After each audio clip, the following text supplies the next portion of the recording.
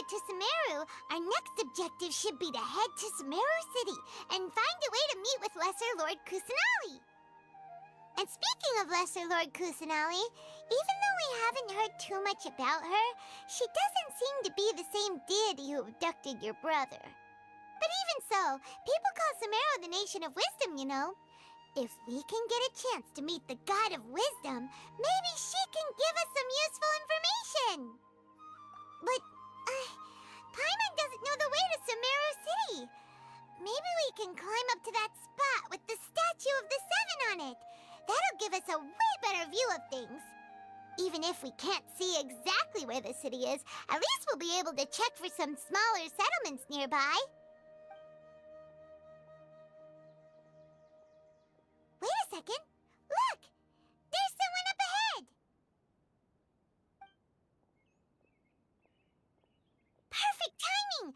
Now we can just ask for directions rather than wander around like lost adventurers. Hey there! We're not from around here and seem to have gotten a little lost. We'd like to ask for some directions. Huh? Did they not hear Paimon? Hey! You over there! Could you give us some directions? Huh? What's going on here? There's no way she could have missed that. Wait! Could she be ignoring us? How dare she? Well, even so, she might be heading someplace where we could find other people to ask. Let's keep our distance and follow her. When we get the chance, we'll just ask someone else for directions.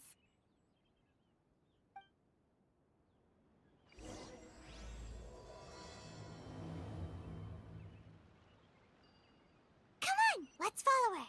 Just keep quiet and make sure she doesn't notice us.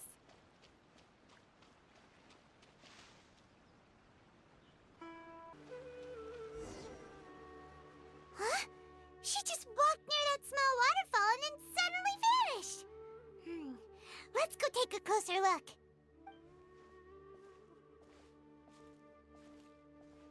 Paimon thought this cave would lead to a village or something, but, it looks like that's not the case. Look, she's sitting over there. Wait, she couldn't possibly be living here, could she? What should we do now? Do we try asking her for directions again? Alright then. It's not like we have anyone else we can ask. Even if she's not very friendly, we just need her to point us in the right direction. That's all. Oh. What a lovely smell. It's coming from that sensor over there. This is definitely not your typical place to call home, but at least it smells nice. Maybe living here wouldn't be too bad after all.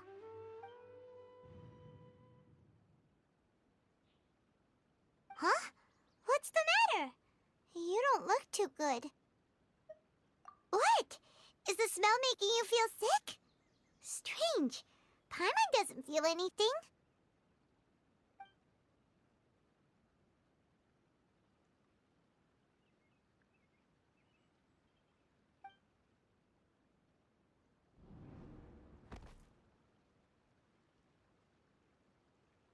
What's happening?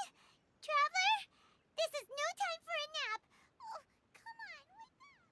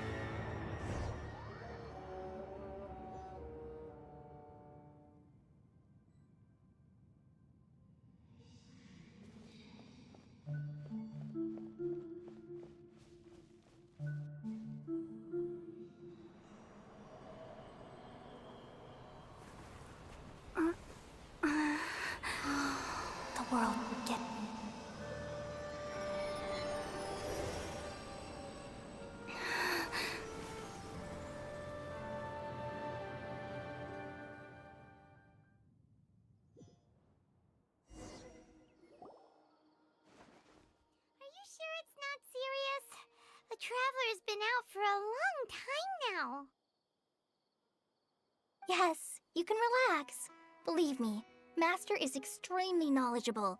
If he says that she's going to be alright, then there's absolutely nothing to worry about. Oh, are you awake now? Oh, thank goodness! Traveler, you're finally awake! Well, we're at... Good question. Where are we? Hyman was in such a panic when you passed out that she even forgot to ask what place this is. This is Gandharvaville. It was originally built by scholars from Sumeru as a place to rest in the rainforest. Now it's mainly used by the forest rangers as a base of operations. My name is Kale. I'm a trainee forest ranger. My master and I found you passed out during our patrol, so we brought you here.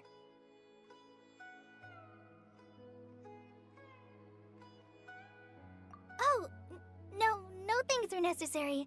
I didn't do anything really. By the way, how are you feeling now? Any discomfort?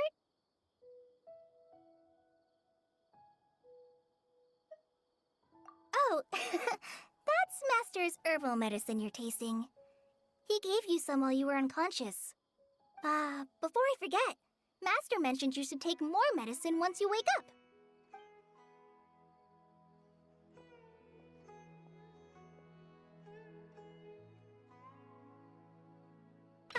Whoops!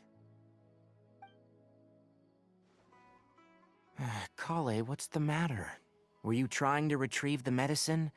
As I've already told you, you must be careful with these. I'll get it for you once I am finished here. Sorry, Master. Now, the guide to Avidia Forest's edible fungi is clearly posted on our bulletin board, but if Farbode forgets which mushrooms to avoid one more time, I'll have no choice but to leave the guide somewhere a little more visible. Like right smack on his forehead so others can remind him to be careful. Right? This is the second time he's come down with food poisoning this month. I'll be sure to give him a good talking to. Yes, please do. If, on the off chance, Farbode simply enjoys having little imaginary fairies dance before his eyes, then we'll just let him be. But the next time he requires any of our medicine, be sure to charge him accordingly.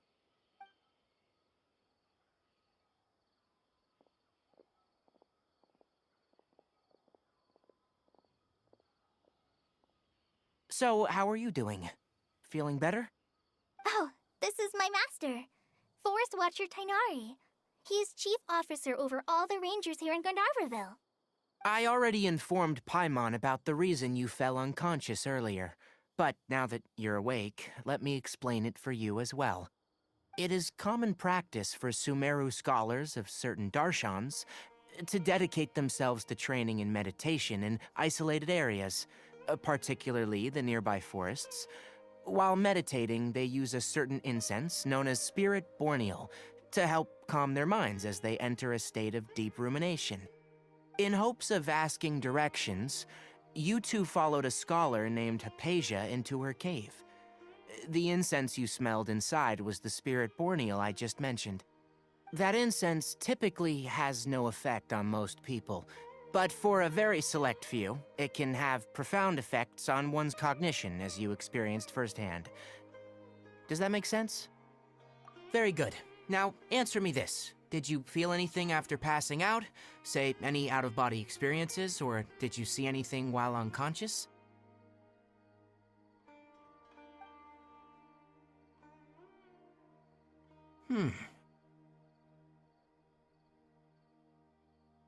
Kale, let the others know to stop bringing their patrol logs here for now. Huh? Why? Because these two will be staying here for the next few days. They can have my room and I'll bunk with Amir. Now get a move on and be sure to do as I've said. Yes, Master Tainari.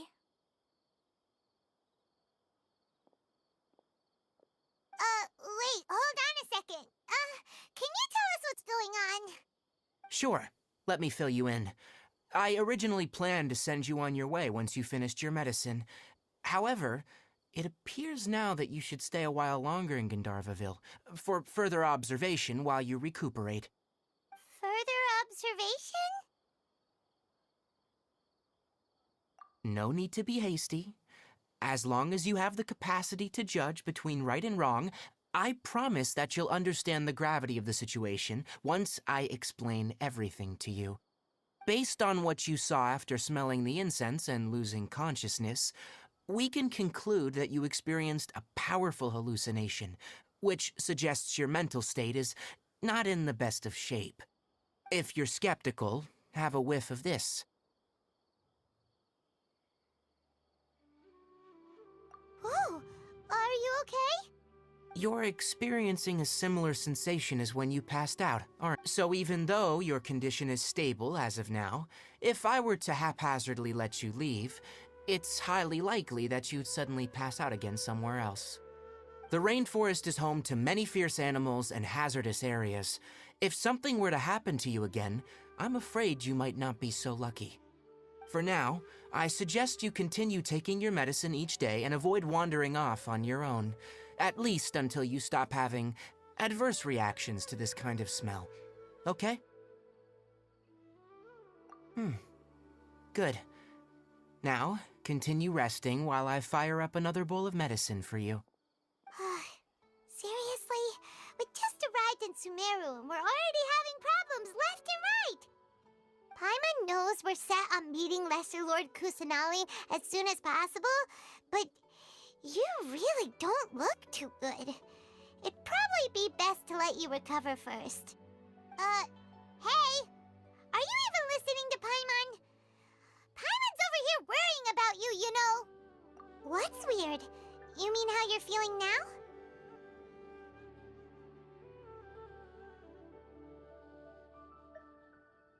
You mean the vision of tree roots and red skies you saw? But if those weren't hallucinations, what could they be?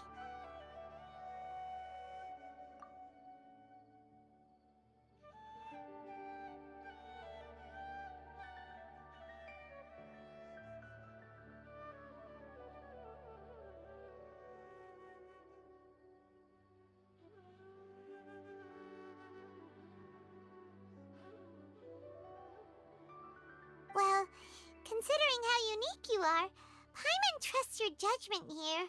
But why didn't you say anything about it to Tainari?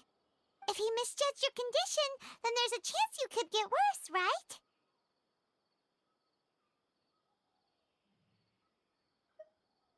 Huh? You mean that Tainari already knows that what you saw weren't hallucinations? But if that's the case, why would he try to hide? Oh, Paimon gets it now. That explains why you were so quiet earlier. Well, that settles it then. We'll stay here to rest up and figure out what's going on with your hallucinations. But it seems like asking Tainari might not be an option anymore. What do you think we should do? Good idea. Kale's pretty friendly. We can ask her tomorrow about what she knows regarding the Dendral Archon and customs in Sumeru.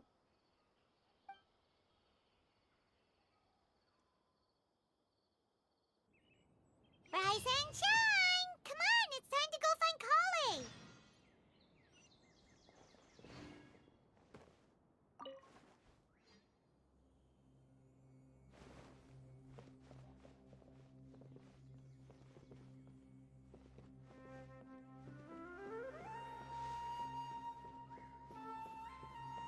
How many Rubishbon mushrooms do I need to sell before I can finally... Our recent catch was great. Yesterday, five duskbirds. All right, next let's see your right hand. Not bad. But please remember that you still need to be careful, understand? Yes, I will. By the way, Master, I still haven't received the patrol route for today. Look, Kale, today's patrol will be a long one, so you won't be coming along this time. Besides, there's a chance we may encounter... Well, you understand. But I have a vision too! Am I useless to everyone now? Don't talk like that, Kale. This is not something you need to be worrying about right now. Ah, there you are. Feeling any better? Yeah, since we'll be staying here for now, we thought we might as well try lending a hand around here. Seems you're not the type to sit back and take it easy for a while, huh? In that case, perhaps Kale could take you two for a patrol south of Gandharvaville for the day. And if you're feeling up to it, you can be responsible for cleaning the Statue of the Seven. Tighnari, we're ready to head out. Got it! I'll be right there! All right, we'll be heading into the forest now. I'll leave any further details to Kale. Yes, you can count on me. So, Kale, what exactly are we going to be doing today? Tighnari mentioned cleaning the statue just now, but, that doesn't really sound like the job for a ranger. Well, a forest ranger's responsibilities can be pretty diverse. They handle a variety of tasks, like checking the condition of outlying roads, maintaining forest facilities, ensuring fire prevention standards are met, and providing assistance to travelers and locals. As for Master, well, he has to handle more dangerous areas of the rainforest. Today we can perform routine checks on the pathway lamps as we make our way to the Statue of the Seven. Paimon, traveler, this way! You can leave the task of checking the lamps to me. In the meantime, you two can keep an eye out for anything unusual.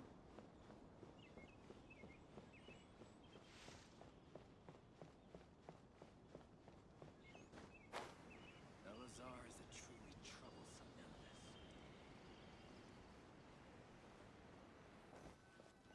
Nothing wrong with these two lamps. Let's move to the next ones.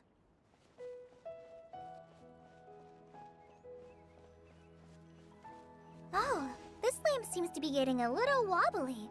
Let me make a note of it.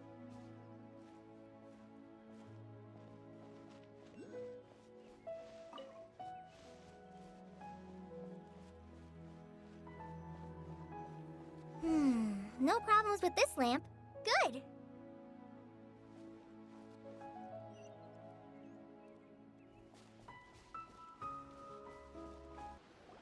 The Statue of the Seven is up on top of that large rock formation. You must have seen it when you came down this road before. It's pretty high up there, isn't it? Don't worry. If you're afraid you can't make it up there, I'm sure Master wouldn't mind if you don't clean the statue. Oh? I guess I'll leave it up to you then.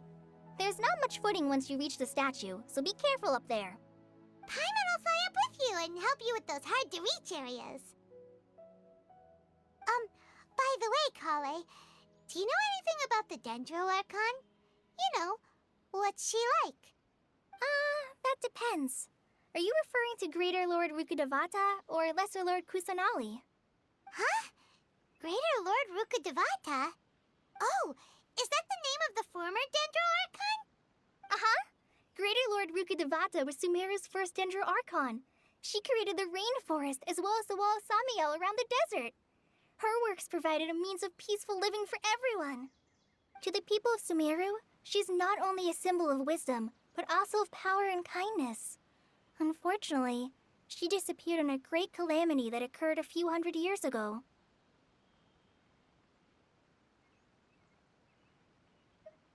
According to what Master has told me, the sages later found the newly born Dendro Archon and whisked her back to Sumeru. To celebrate the reinstatement of their lost deity, the sages dubbed her Lesser Lord Kusanali and let her reside in the sanctuary of Siristana. Uh-huh. Then what happened? Well, and then... I'm not too sure what happened, to be honest. Huh? You're not too sure? But aren't you from Sumeru? Yeah, I'm from Sumeru. But... Maybe it's difficult to discuss this topic with strangers. If that's the case, then don't worry, we understand. No, it's not that. I'm not trying to hide something from you. Besides, I don't consider you two strangers. Because you two know Amber, right? Wait, Amber? You mean...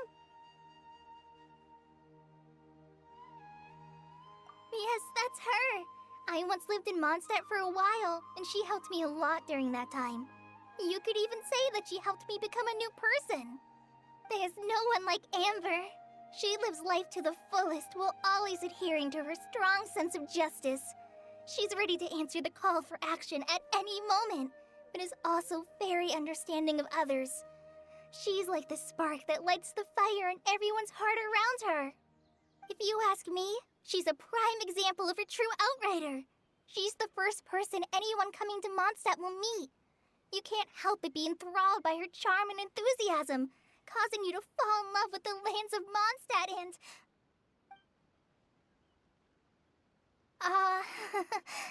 sorry.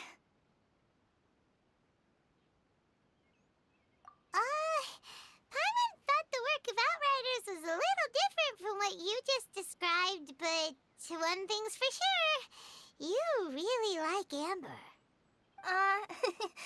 Sorry. I was rambling on just now. It must have sounded kind of weird. It's alright, Kale. Knowing that you're a friend of Amber somehow makes Paimon suddenly feel a lot closer to you. So, how do you know that we've met Amber? Well, after I returned to Sumeru, Amber and I have stayed in touch by writing each other letters. In one letter, she mentioned that Mondstadt was attacked by a fearsome dragon, but the city was saved by a mysterious blonde traveler and their floating companion. I knew you two were the ones she mentioned in the letter the moment I saw you. But, considering everything you've been through that day, I thought it'd be inappropriate to bring it up.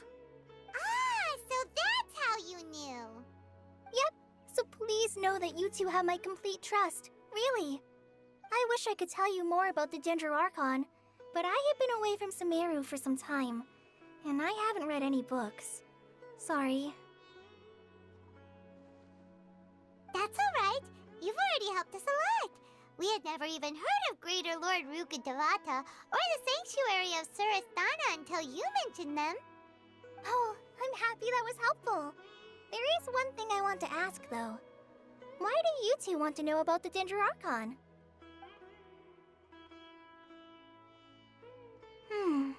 So that's why you're here. Thank you for telling me your story. Don't mention it. We are friends after all, right? Alright, we have a statue to clean. You both have my thanks. While you two are up there cleaning, I'll go ahead and inspect the forest canopy.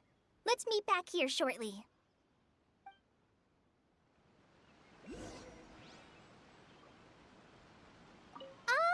I'm not a very good climber, so I'll go check the facilities up ahead. By the way, once we're done with our work here, would you like to chat some more?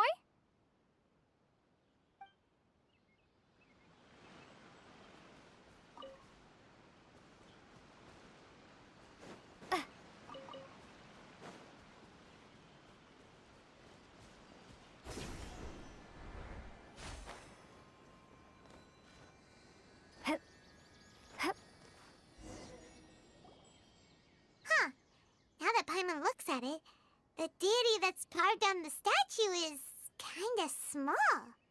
Do you think she's supposed to be Greater Lord Rukkhadevata or Lesser Lord Kusanali? The name does seem to fit the statue somehow.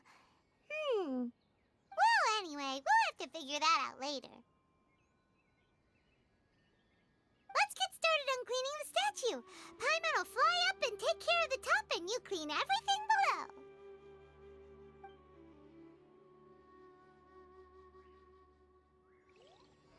Nice work.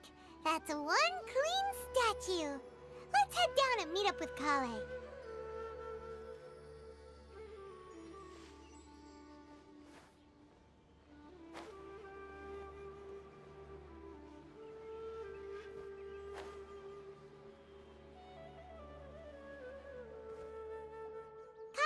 We're back! Welcome back! You must be tired after all that climbing. Let's take a little break. I brought some fruit and water for us. Yay! Food! What kind of goodies did you bring? Hey! Don't be a party pooper! It's not like Kale is a stranger or anything. Besides, the best way to compliment a chef is to show passion for their food. Xiangling taught Paimon that. I prepared a nice portable dish that forest rangers like to eat called pita pockets. I hope you'll like them. Whoops! Ah, no! You dropped it on the ground! Not to worry. I wrapped a few layers of oiled paper around each pita. They should be fine. Oh, whew. Paimon nearly had a heart attack there.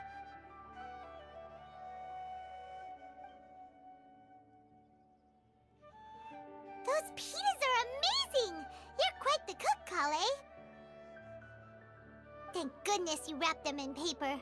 Paimon wouldn't have been able to sleep at night knowing something so tasty had been wasted. You really know how to compliment the chef, Paimon. Since you liked it so much, I'll be sure to give you a copy of the recipe sometime. I'll even include all my personal cooking pointers, so you'll be making your own pita pockets in no time.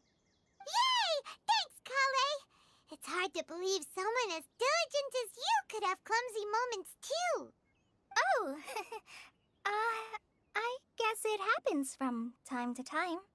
So, Kale, don't you think that Tainari's a little too strict with you? He won't let you touch anything without his permission. Paimon knocks stuff over all the time flying around the Traveler, but she's never said anything. Everyone has their clumsy moments. No, you've got the wrong idea about Master. Sure, he may seem a bit harsh at first, but with some time, you'll see that he's actually very kind-hearted. I've heard the veteran rangers say that Master is from some ancient and mysterious race that is known for their cunning wit and reclusive nature, but Master's actually very kind at heart. Oh, by the way, you've heard of the Academia, right? Well, there's a group called,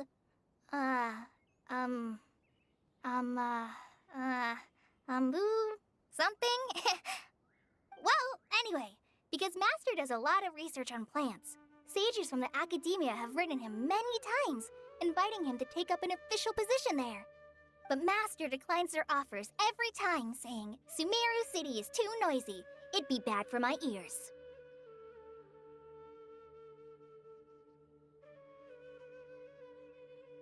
Seems you already know him well. Anyway, I'm sure the sages were not happy about his responses. Master could obviously have a bright future in the Academia, but he insists on sticking to the path of a forest watcher. Every day he helps the locals of the forest and passes on his extensive knowledge to trainees like me.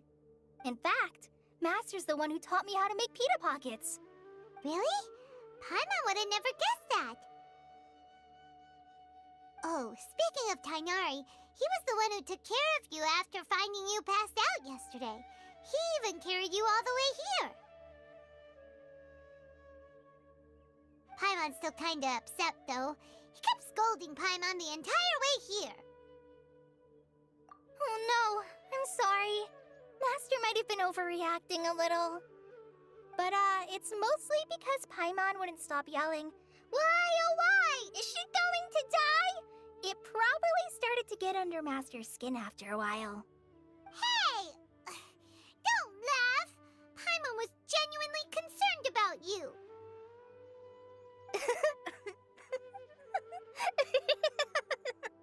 Hey! Now even Kale's starting to laugh. Ugh, that's it! Paimon won't forget this! It's time for some Paimonial wrath! No! Don't touch me!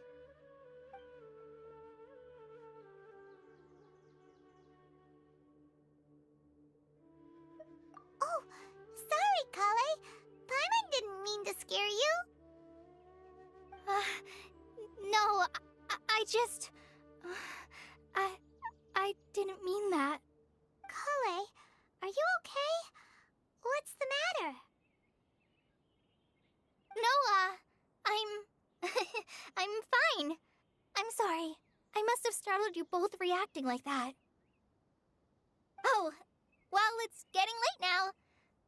Let's hurry back to Gandharville. I think Master and the others should be back by now, too.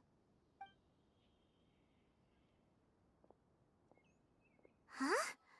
What was up with Kali just now? And why is she in such a hurry all of a sudden? Look, she's practically running back.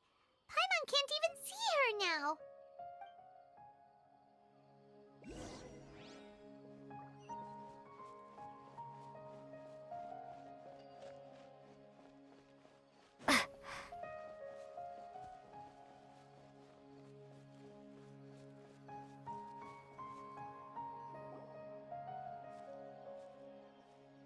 Ah, Traveler, you've returned.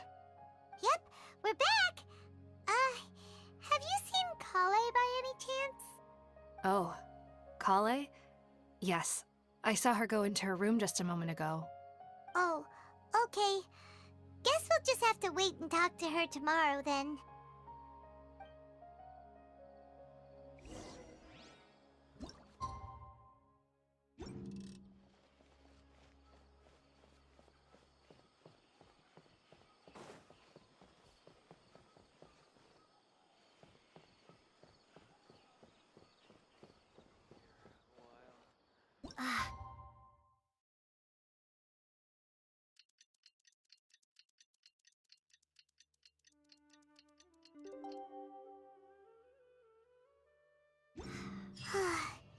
Paimon was thinking all night about what happened with Kale, and still can't figure out what the problem might be.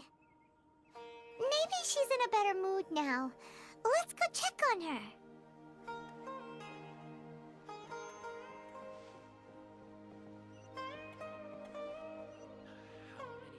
Ubershaba mushrooms do I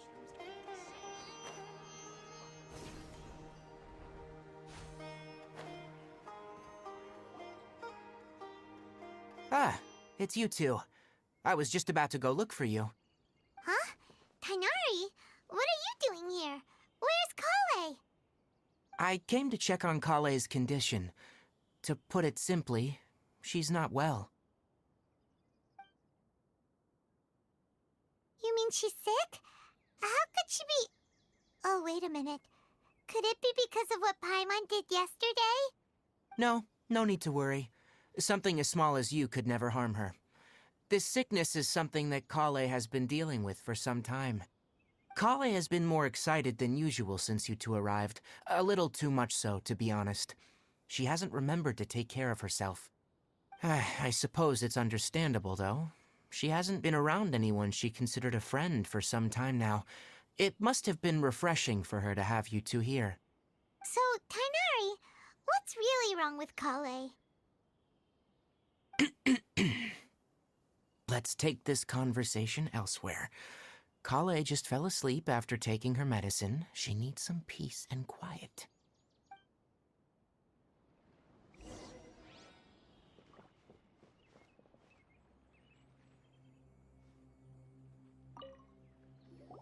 Shh! Kale's asleep. Let's come back once she's feeling better.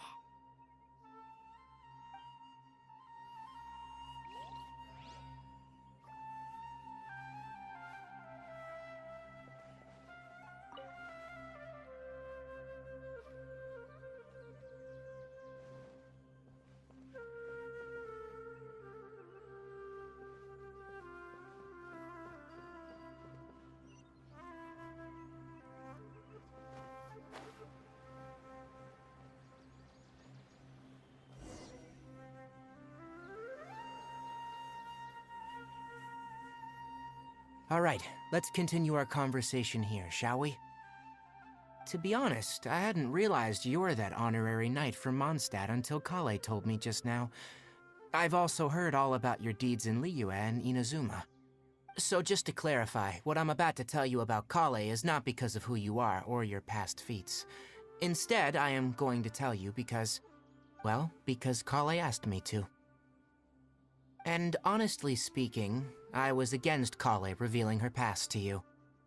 But she insisted, saying you two treated her with sincerity and as a friend. So now she wishes to reciprocate the gesture. So, Tainari, what exactly is wrong with Kale? You said this is something she's been dealing with for some time. Just how serious is it? Right. Ever since she was a child, She's been afflicted with a disease called Elazar. Elazar? Yes, it's a disease unique to the lands of Sumeru. It is characterized by dark and hardened scales that form on the body. At first, the afflicted may only feel mild numbness on affected areas of the skin. However, as the disease progresses, one may begin feeling fatigued and even experience peripheral paresthesia.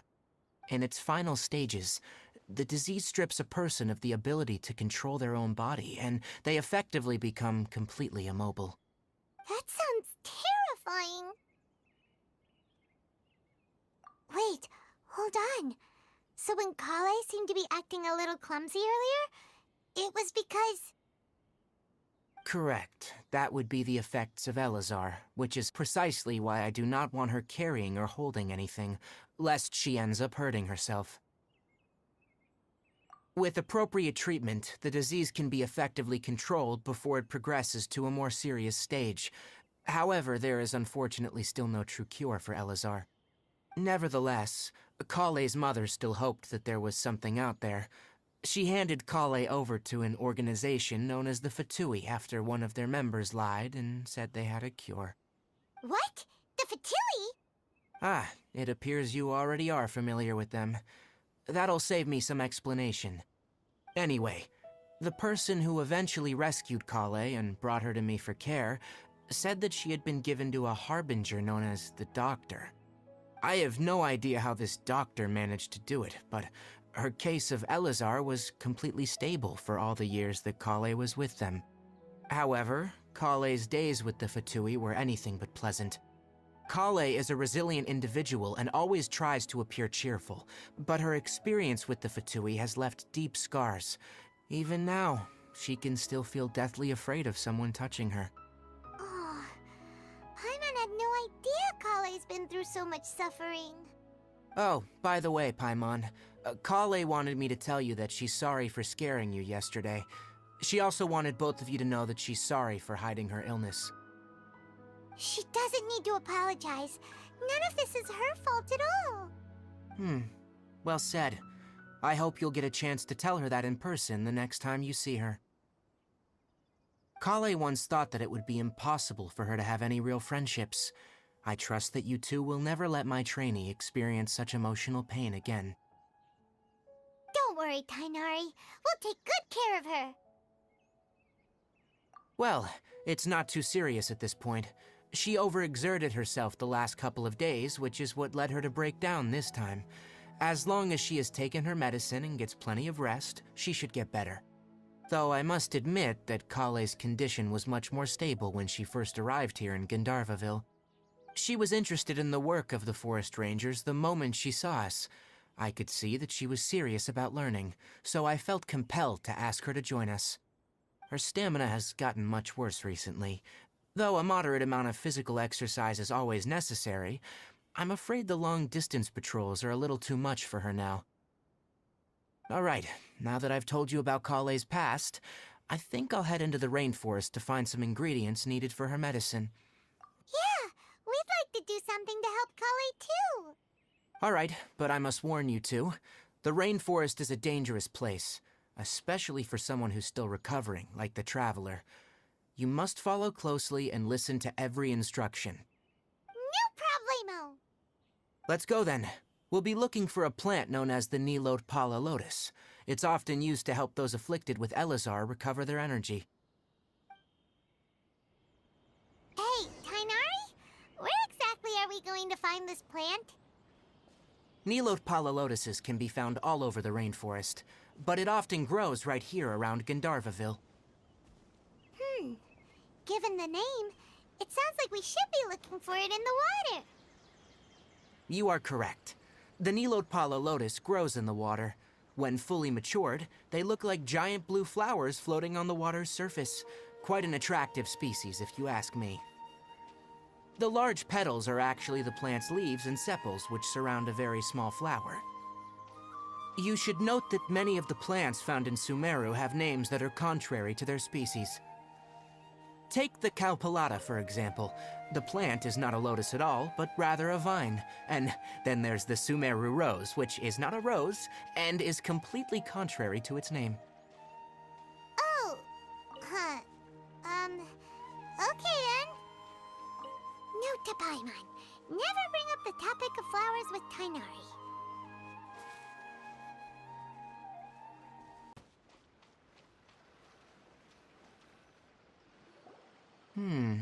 There should be Nilode Pala lotuses growing somewhere in this area. Let's split up and begin searching. If you could manage to gather 4 of them, that would be sufficient. We'll rendezvous here once you've gathered the needed amount.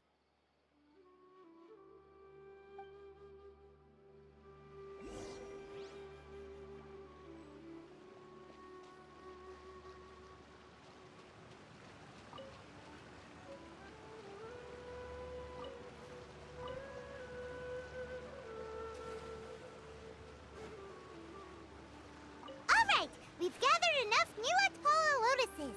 Let's head back to meet Tainari.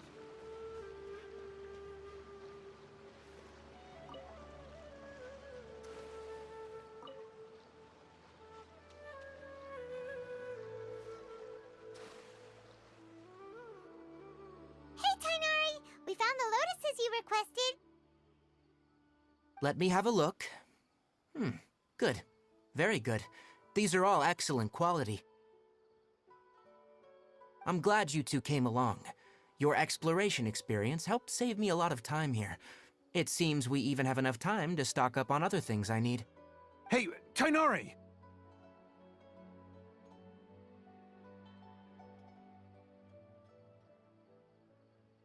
Oh, Tainari, someone's calling your name. They're dressed like a forest ranger. Ah, yes, that's Amir and the others. But didn't they just set off not too long ago? What are they doing back so early? Let's go find out what's going on.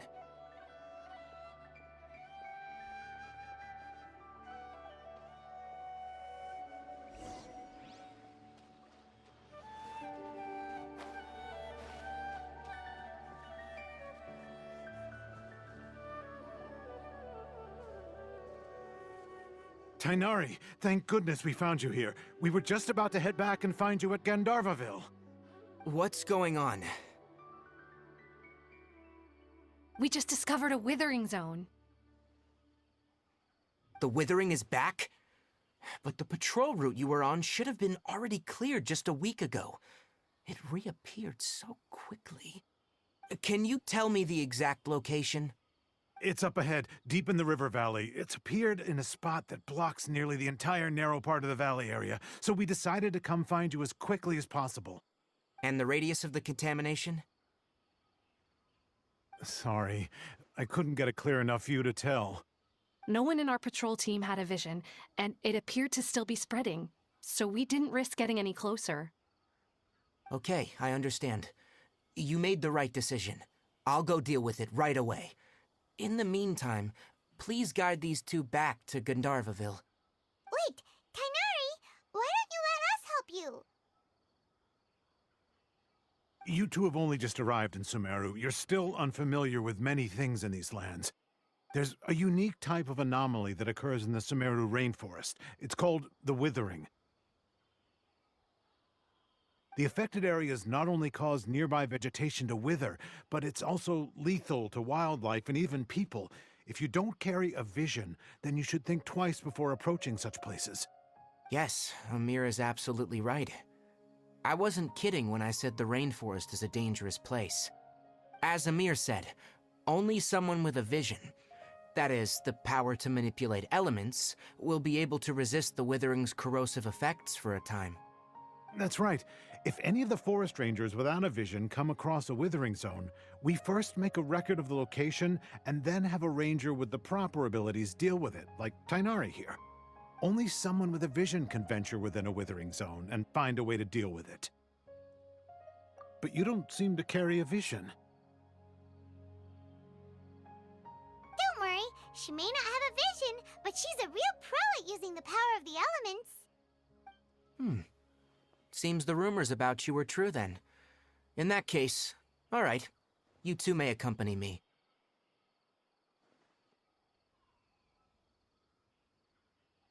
We typically only teach visitors how to identify the withering as they're about to leave Gandharvaville.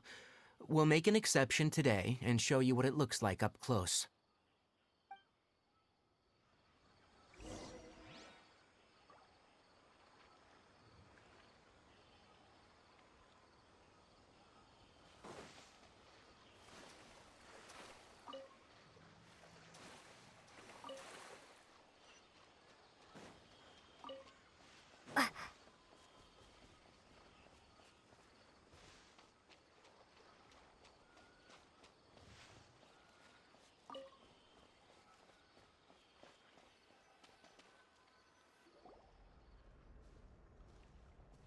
Stop.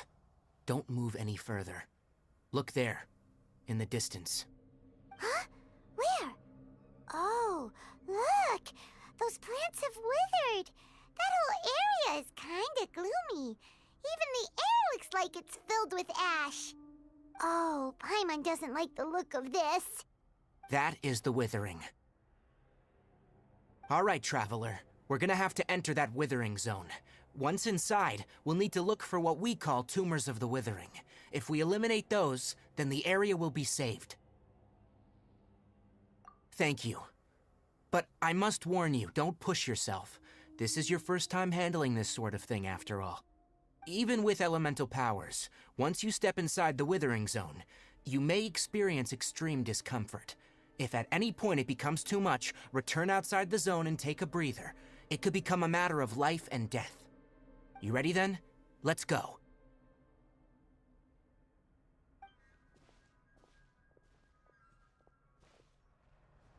First, we must locate any branches sustaining the withering zone.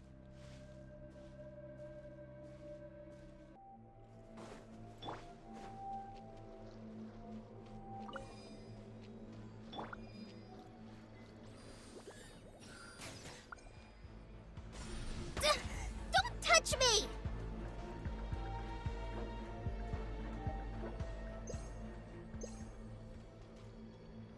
Now! Destroy the tumor of the withering!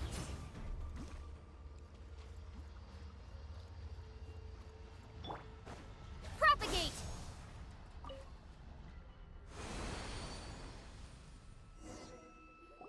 We did it! Everything's returning to normal now! Yes. Thanks to you two, we were able to quickly restore this area back to normal. Tainari? You make it sound like we did well, but why does Paimon have the feeling you're worried about something? It's that obvious, huh? Alright, it's like this.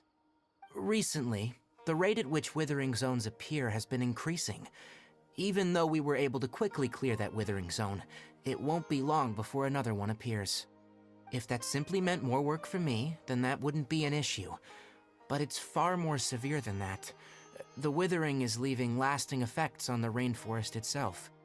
For instance, even though we cleared out the withering zone, many of the plants that were affected will not recover. This presents a crisis for the ecosystem itself. Many plants in the rainforest are already in decline, directly impacting the wildlife that depends on those plants. And most disturbingly, as the appearances of withering zones have started to increase, Kale's case of Elazar has also become more serious. Huh? Well, why's that? I'm still not sure of the exact reason. However, I've received word from acquaintances at the academia that similar cases are being reported for patients with other conditions.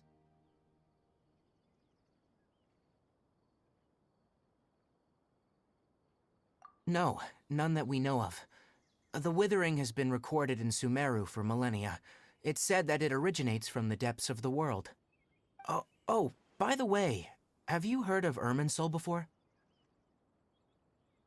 Irminsul is a tree located deep beneath the surface. Although it isn't like any tree we know in a biological sense, you can basically think of it as a large tree that grows downwards rather than upwards. I'm sure you've heard of ley lines, right? They're like the roots of Irminsul, spreading and extending from a massive cavern deep underground all the way up to the surface.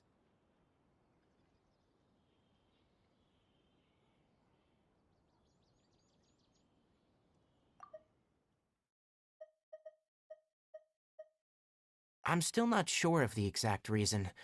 However, I've received word from acquaintances at the academia that similar cases are being reported for patients with other conditions.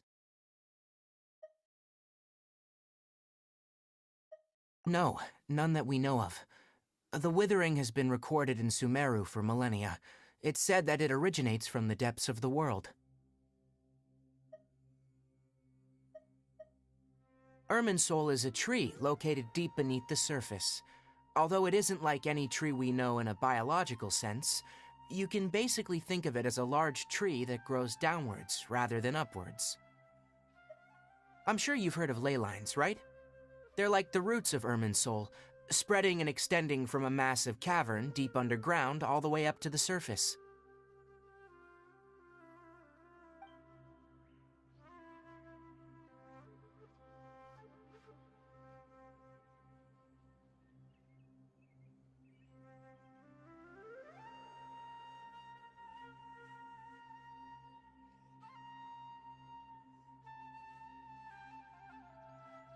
Ley lines continually absorb the memories of this world, which are then funneled into Irminsul, allowing it to collect knowledge and wisdom from ancient times to present day.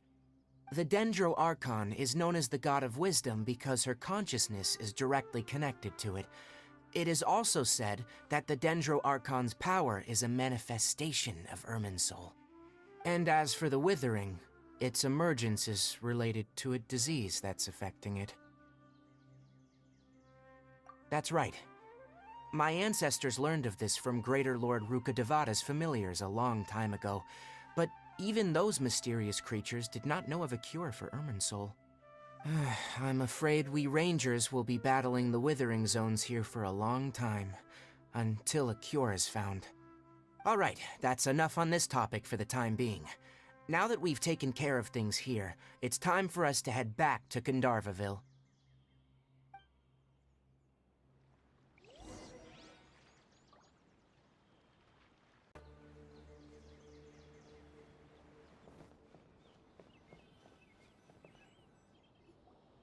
Oh, Tainari, you all made it back.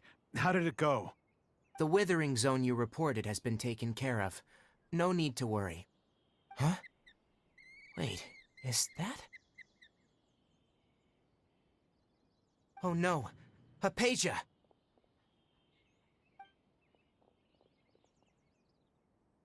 Huh? What's wrong, Tainari? This Duskbird is Hypatia's designated courier for urgent news. You do remember her, don't you? She's the scholar you and Paimon were following when you first arrived in Sumeru. Oh, her? How could we forget? So did something happen? Let me see what's written in the letter first. So what's it say? And what's with that weird expression on your face? Just let Paimon read it. Huh? All Paimon sees are 3 squiggly lines. Yes, allow me to explain. After we brought you from Hypatia's cave to Gandharvaville, Hypatia resumed her meditation. She must have just finished. It's been nearly 3 days since she's had anything to eat, and it appears she's forgotten to prepare some rations. This letter is her asking us for help. We need to go. What? You mean she's been sitting there for 3 days? Hey, wait, how did you know all that from just a few lines on the paper? Well, obviously because this has happened before. Last time she drew 5 lines, and by the time we found her, well, I'd prefer not to remember that. Needless to say, Hypatia's been through worse, but we should still get to her as quickly as possible. I've got some emergency rations set aside for times like these. Paimon, Traveler, could you two bring these to her? Wait, you want us to bring her the rations? But will the Traveler be okay if her cave is still filled with that funny incense? Let's find out. Here, Traveler, take a smell and see. So, how do you feel?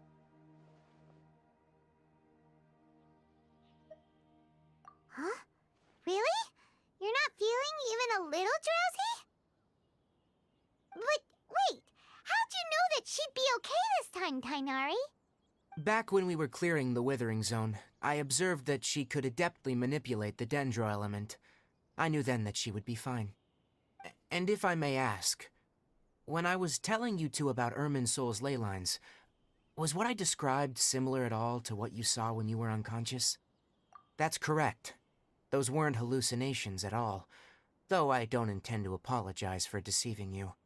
Because what you saw is of significant importance. Not just for the nation of Sumeru, but the entire world of Tevat. My forefathers were shown much favor by Greater Lord Ruka Devata. We took an oath to protect this nation together with her. Now that that duty has fallen to me, it was a part of my responsibilities to ascertain whether you could be entrusted with the fate of Sumeru. Now, after seeing you in action with my own eyes, you have earned my confidence, and I no longer feel the need to hide any secrets from you. When you passed out, your consciousness had connected directly with Irminsul. What you witnessed were actually real memories contained within Irminsul itself.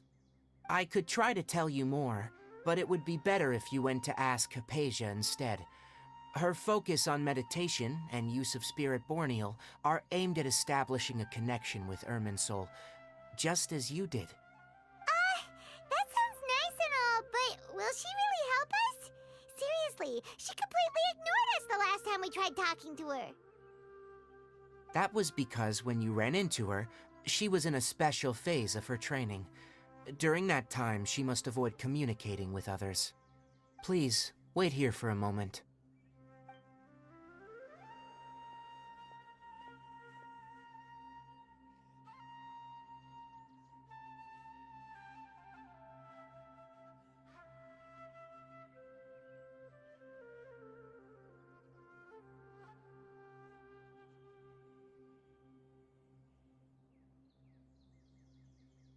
Here, take these.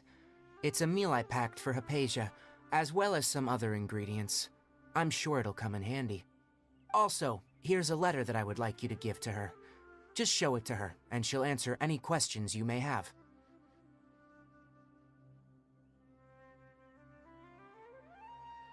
No, I should be the one thanking you. You've both been a great help these last few days.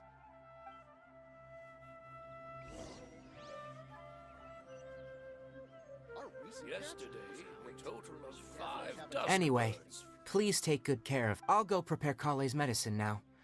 Using the Nilot Palo Lotuses while they are still fresh will significantly boost their effectiveness. Rest assured, Kale will recover quickly as long as she has her medicine.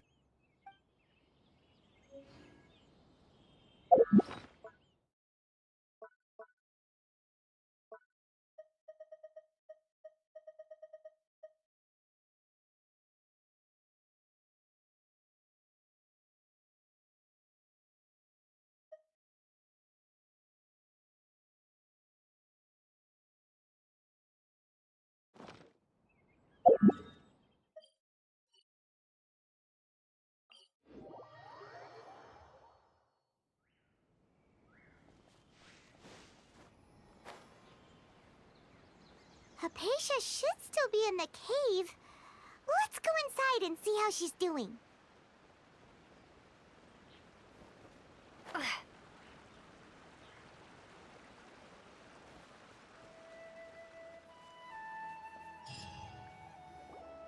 Hello? Hypatia?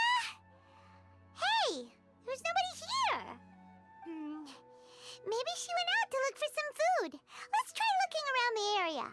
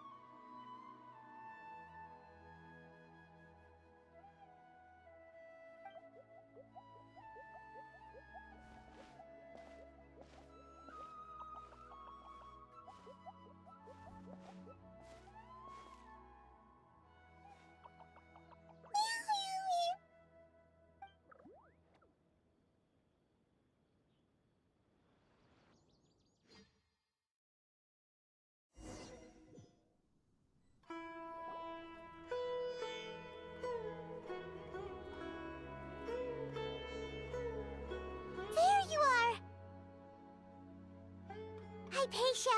Are you alright? So hungry. Eat. There's no way we can get her to eat in her current condition. Let's try finding some water first. Huh? Wait. Why does it look super foggy outside all of a sudden? Anyway, let's go look around.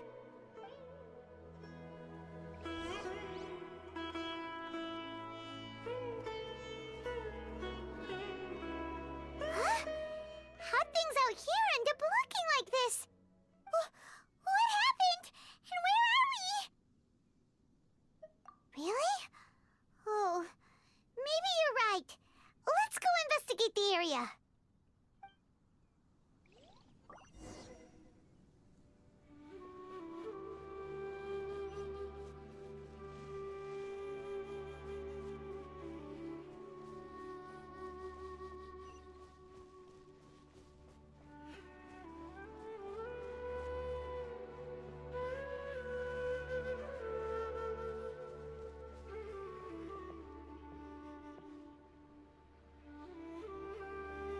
Wow, this place is huge!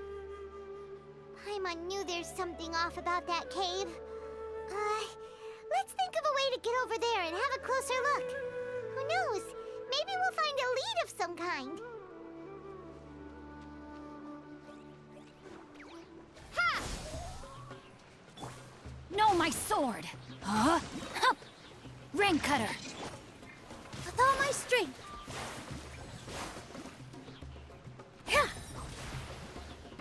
All eyes on me! Seems like an emergency. A bitter pill to swallow. Scatter!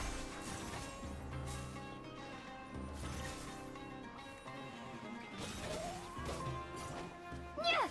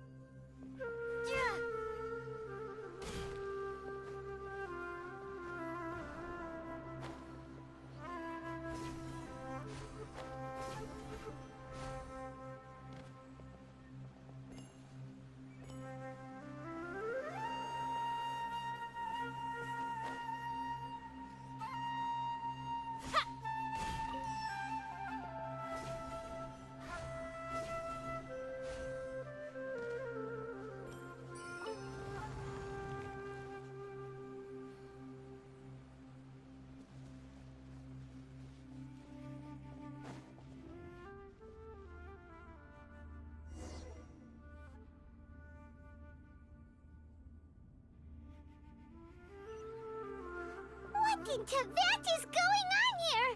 This place is getting weirder by the minute. Hey, what's the matter? You don't look so good.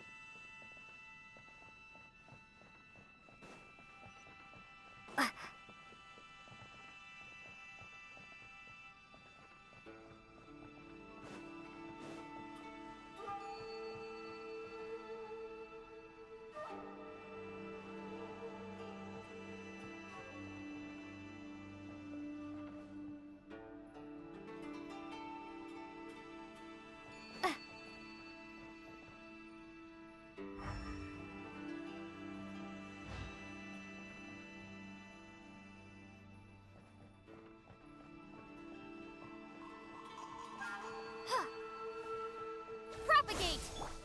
Huh? Huh.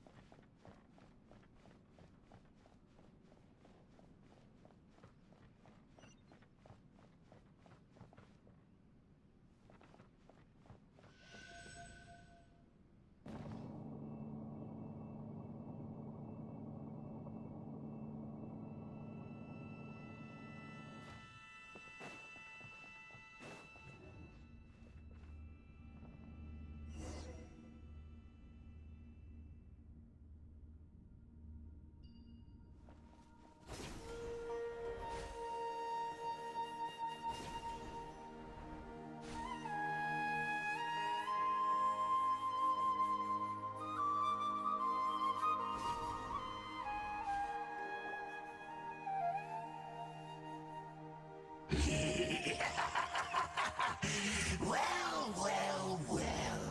Looks like we meet again, traveler. The Abyss Herald! What are you planning to do in this strange place? Strange place. Plotting. You needn't worry about such things. They don't concern you. Bow before the abyss.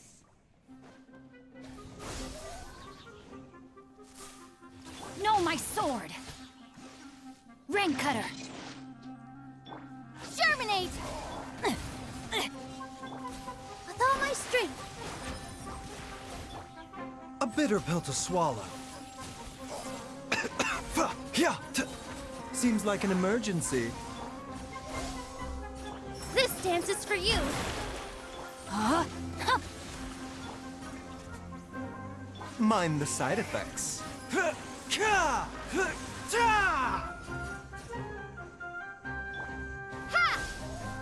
S- Yeah!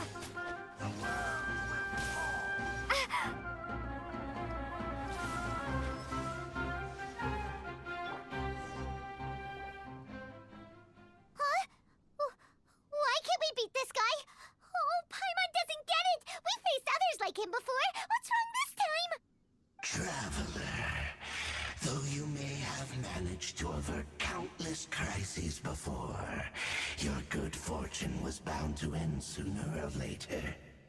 It's time you realize how weak and powerless you really are.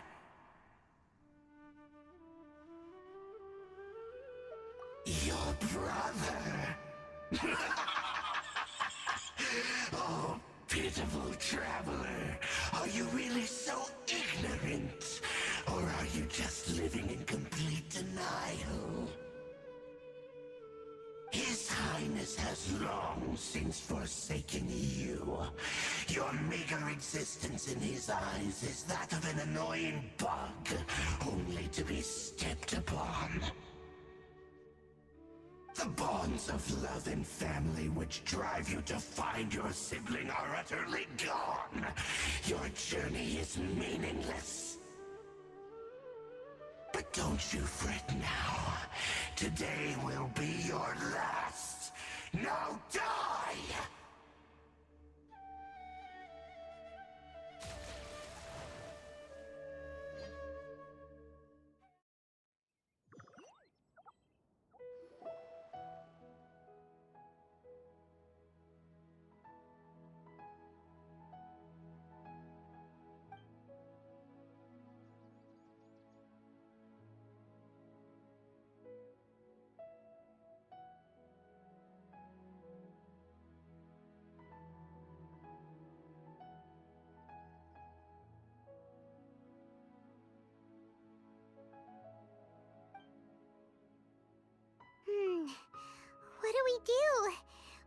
seen Hypatia anywhere out here.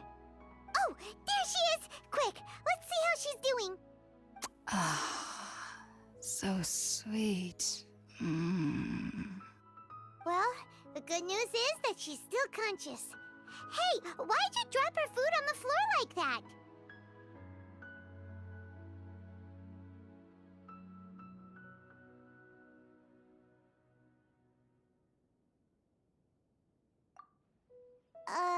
Are you okay? That's really not like you. Anyways, we can talk about this later. We better make sure she's alright first.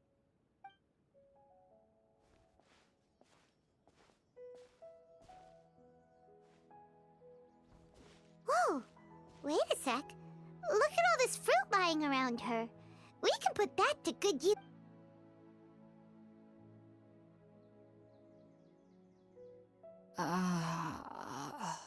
Who is there? Tainari, is that you? Huh?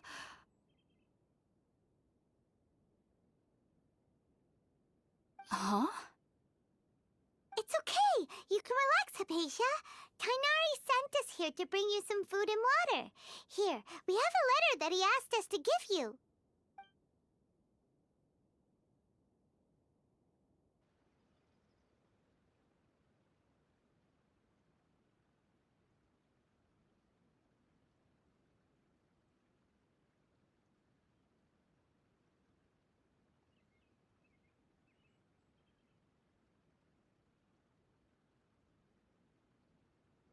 I see. So, you're friends of Tainari. I apologize for all the trouble I've caused you. I'm grateful that you came so quickly to save me. You even brought all this fruit. Well, actually, we didn't bring the fruit. It was already here when we arrived. We were kind of wondering about that, actually. When we found you here, there was all this fruit lying around and even some juice dripping from your lips. How did you end up like this anyway? Oh, really? I seem to understand now. All the fruit was likely from my, neighbor. Must have come by and saw me like this. Your neighbor? You mean there's someone else living nearby? Oh? So you're able to see them too?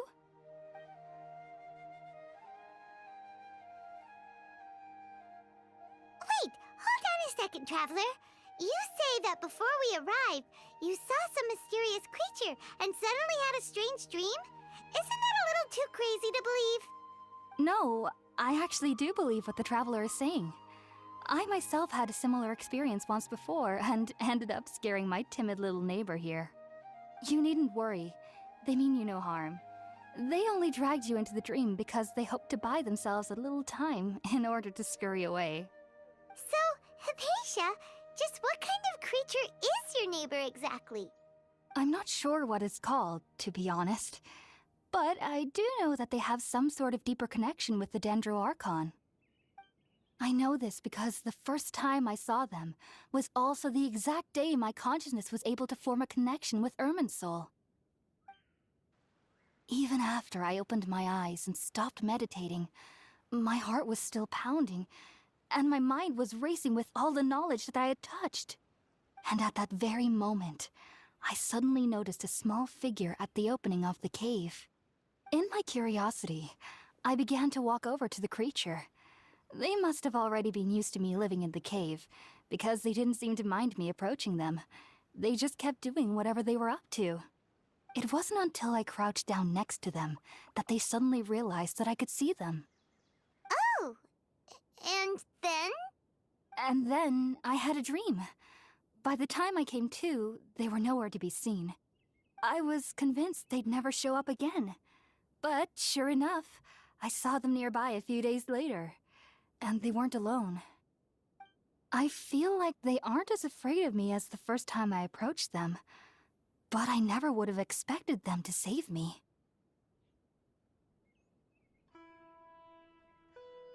Yes, no doubt about that.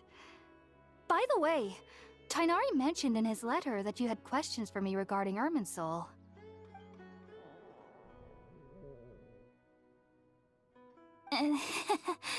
Sorry about that. Sounds like just drinking juice still isn't quite enough for my stomach. Well, if somebody hadn't dropped the food earlier... Anyway, looks like we'll need to prepare something ourselves. Besides, Paimon's getting hungry too. Let's eat first and talk about Irminsul later. Alright, we're up, Traveler. Today's menu will feature sweet madame and a radish veggie soup. You'll love them, Hypatia. They're our specialties after all. Sounds good. I've never tried any dishes from other nations before. I certainly look forward to it. It's been so long since I've had a decent meal, too. To be honest, the last time had to be when Tainari came to visit.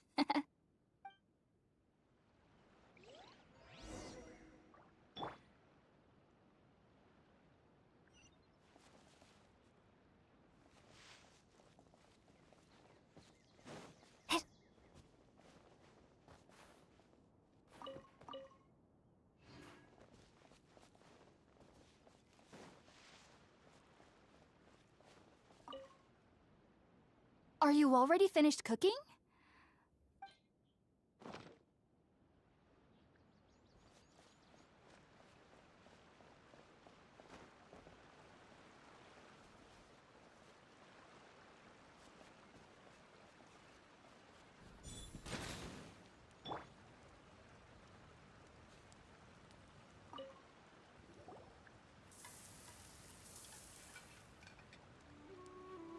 All done! Let's use the empty box that Tainari gave us since we already washed it. Oh, it smells amazing! And the box is a nice touch, too! Let's go serve this up and start eating with Hypatia!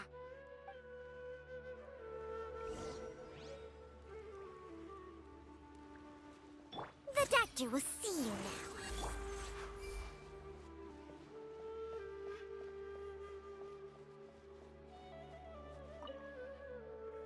Are you already finished cooking? Smells delectable. I'm truly thankful whenever I can enjoy a proper meal like this. Cooking really isn't my forte.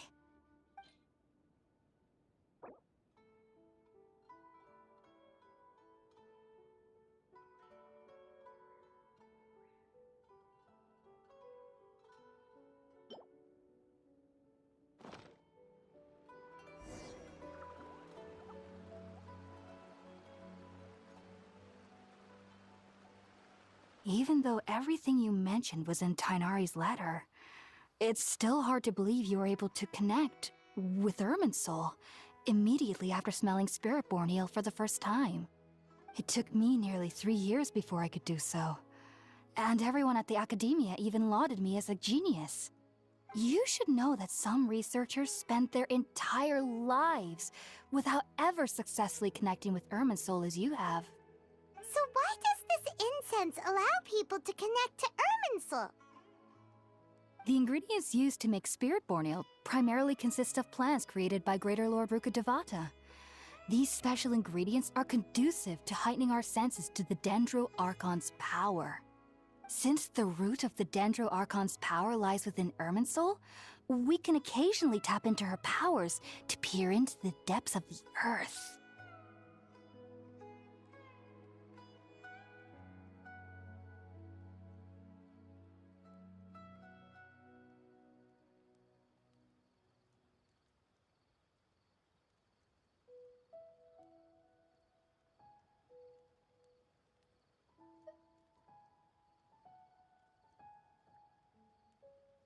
That's all right.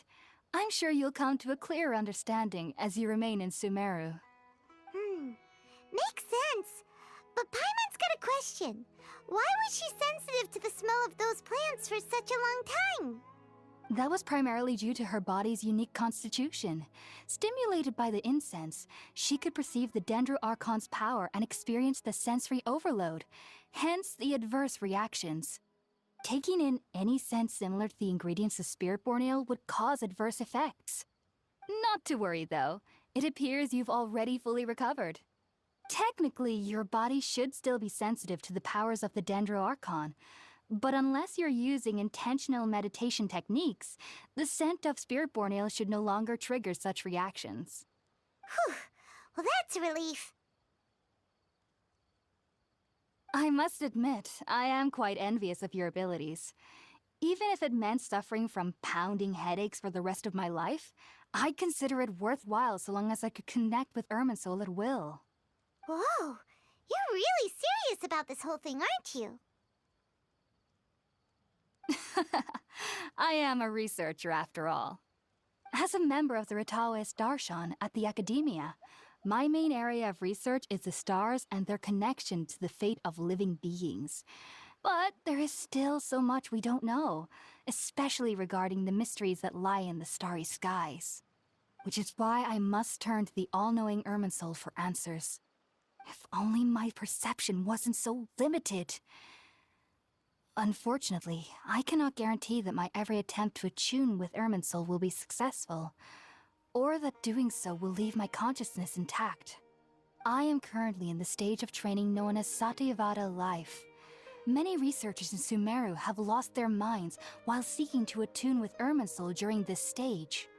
Sages have said that Irminsul contains divine knowledge, and touching such knowledge without the proper preparations and abilities will only lead to one's mind caving in on itself. That's why we meditate alone. We need to ensure that our minds will be calm while minimizing the possibility of involving anyone else. Whoa, so knowledge from Irminsul can be super dangerous. Don't you ever feel afraid of the risk, Hypatia? Of course I do. Especially during nights that are pitch black with no moonlight, and dead silent without even the sound of insects. However, I've been feeling better as of late.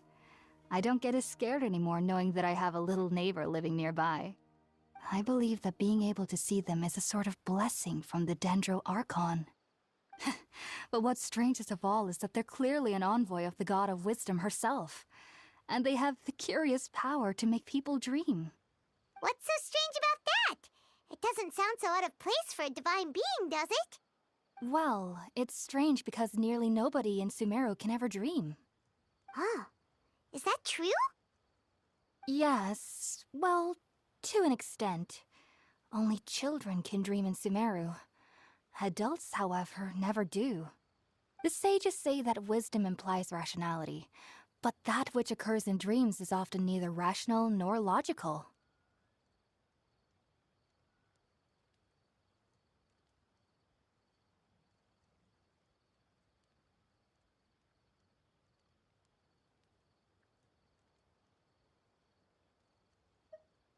Yes, if one struggles with anxieties, those emotions could influence their dreams. The fact that the people of Sumeru do not have dreams is seen as a blessing by the sages. They believe that Greater Lord Rukkhadevata, the god of wisdom, is keeping us away from the foolish delusions you encounter in your sleep. I was born into a family of scholars in Sumeru City. Ever since I was a child, my parents would always tell me that I'll know I've grown up once I stop dreaming. I studied hard, enrolled as a student in the Academia, and went on to become a researcher. Sure enough, I never dreamed again. But then, on the day I scared the little Aranara, I suddenly saw a dream again. It was incredible. Though I don't exactly remember what I saw, I clearly recall the feeling. I suddenly felt like I was a child again. Back then, I was foolish and ignorant as any youth would be, but I was free of fear. Maybe dreaming isn't as bad as we've made it out to be. Just be sure not to speak of this if you travel to Sumeru City. They'll look at you as if you've lost your mind. So, do you have any thoughts about the things she saw when she connected with Irminsul? Sorry. I'm afraid I don't have any answers as of now. All I can say is that what you saw is a memory contained within Irminsul itself. World forget me. What could that possibly mean? If only I could ascend past Satyavada life and begin Paripurna life, I might have some more answers for you. If you two are ever in the area again, please be sure to come and see me. There's no need to be thanking me. You two are my saviors. Besides, I'm already looking forward to tasting some more of your cooking. Now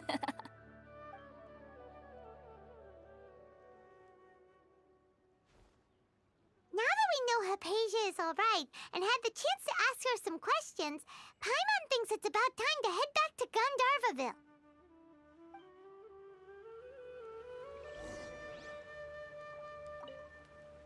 Heading out, I see? If there's anything else you'd ever like to ask about, you know where to find me. Even though that little neighbor of mine was able to induce a state of dreaming, I doubt they were able to control the actual contents of the dream. The end of your dream seemed quite terrifying. Perhaps there's something that's troubling you deep inside? Not to worry, though. I'm sure you'll be able to handle whatever comes your way in the real world. As someone from Sumeru who cannot dream, I needn't ever worry about nightmares. But lately, I've started to feel that I'm somehow missing something without dreams. It's a little hard to explain. Heading out, I see? If there's anything else you'd ever like to ask about, you know where to find me. Sumeru researchers use Spiritborn Ale to assist them in connecting with Irminsul to extract knowledge from it. Though the process can be risky, we believe that the knowledge gained is worth it. Unfortunately, I cannot help you understand your dream. At least not yet.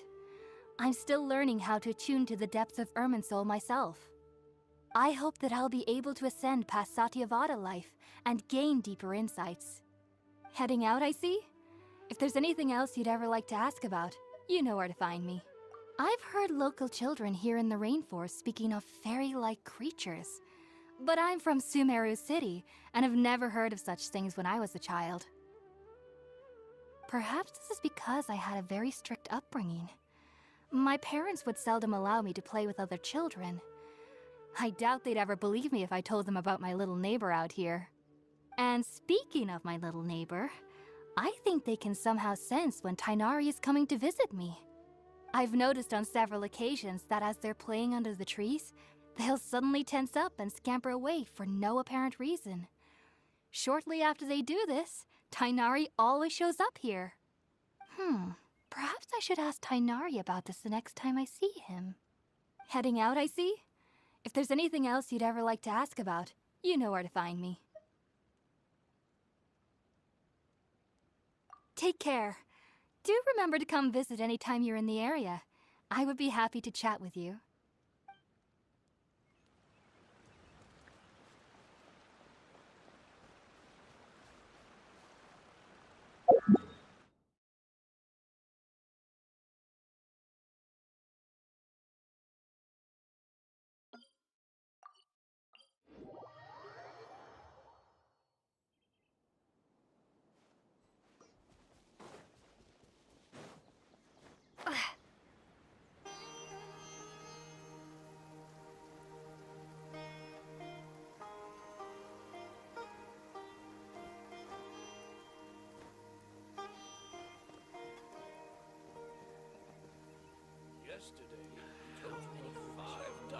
Our recent catch was great. Definitely have enough for a grand feast this time. Think about it, Tighnari. Refusing to join is tantamount to burying your head in the sand. I understand that you're a forest watcher and that it's your duty to combat the effects of withering zones. But isn't it evident that such work is not a lasting solution to the problem? As Sage Kage clearly stated, your presence and guidance in Sumeru City is pivotal in finding a cure for Irminsul. How could you possibly refuse?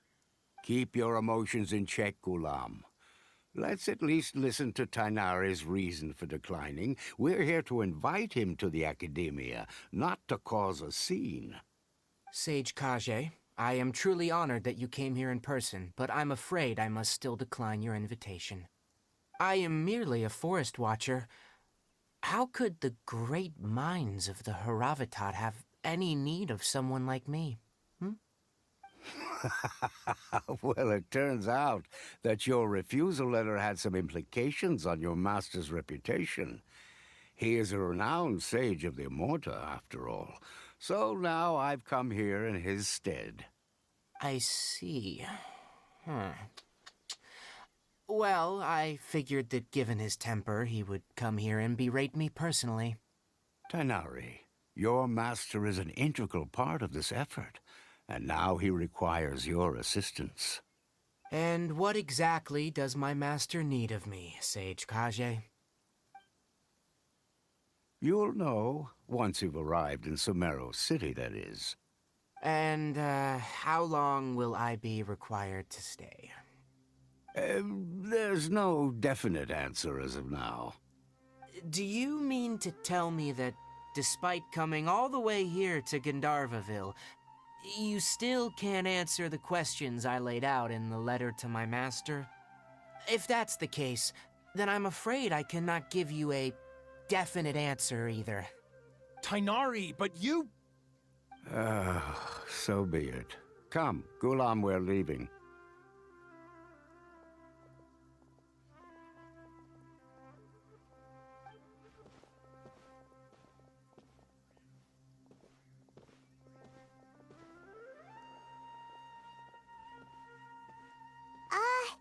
Tighnari, what was that all about?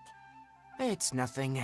Some people from the academia wanted me to go to Sumeru City to assist them with a project, but I had to refuse on account of all my responsibilities here. But all that can wait. How did things go with Hypatia? It was quite the eventful trip, but the main thing is that she's safe and sound. She answered a bunch of questions for us, too. Very good. Now that the Traveler has made a full recovery, there shouldn't be any reason for you to tarry here longer. I assume you will be heading to Sumeru City, correct? That's right! We want to meet Lesser Lord Kusanali and ask her for advice. Do you have any idea on how we can find her? Sorry, I'm afraid I don't have any advice for you there. Well, do you at least know anyone we can try asking in Sumeru City? Let me think.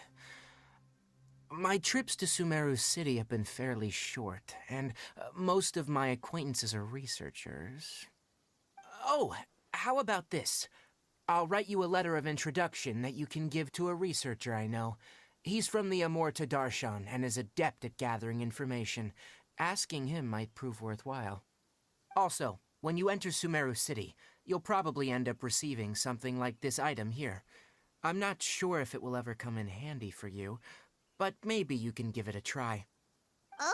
What is it? It's called an Akasha Terminal. It's a tool produced by the Academia that utilizes the legacy of Greater Lord Rukkhadevata. Some say that this item is the very basis of Sumeru's reputation as the City of Wisdom. Needless to say, this device and its usage fall under the Academia's expertise, so I'll leave it to them to show you how to use it. Great! Next up, Sumeru City! Oh, that's right! Tighnari, we have something important to say to Kale before we leave. Is she doing better now? Yes, she's doing much better. After being confined to her bed all this time, I thought a little walk would do her some good. Last I saw her, she was taking the path towards the North Crossing. She knew you two would be leaving soon, so she must have wanted to see you off. Thanks, Tighnari. All right, let's go! Farewell, and good luck to you both.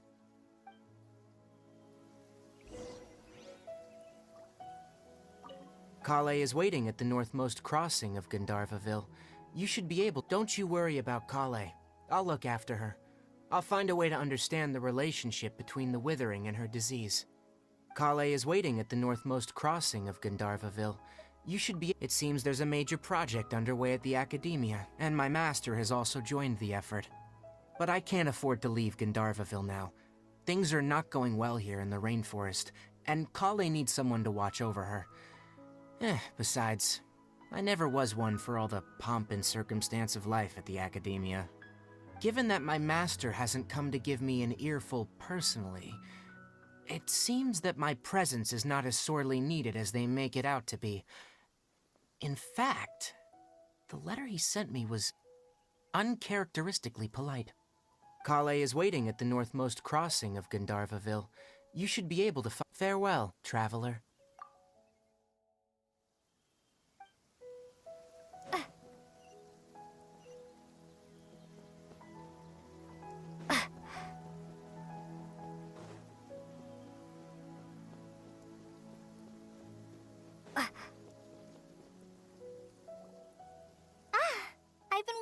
you two.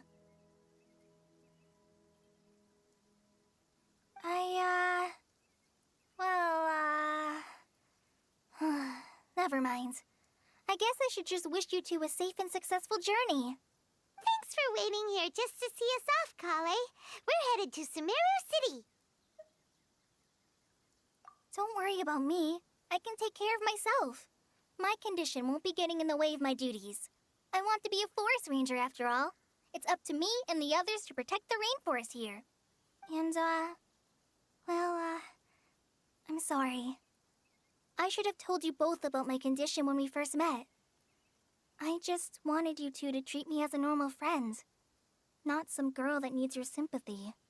But I guess now I understand that the most important thing is for friends to be genuine with one another. There's no need to apologize, Kale. We should be thanking you for trusting us enough to be your friends and sharing your past with us. We're probably still gonna worry about your condition, but that's because we're friends and we care about you. Thank you. That means a lot. Before you leave, I have something for you. Oh? What is it? It's my recipe for pita pockets. I told you that I'd give you a copy, remember? My handwriting is a little, messy, so please don't laugh.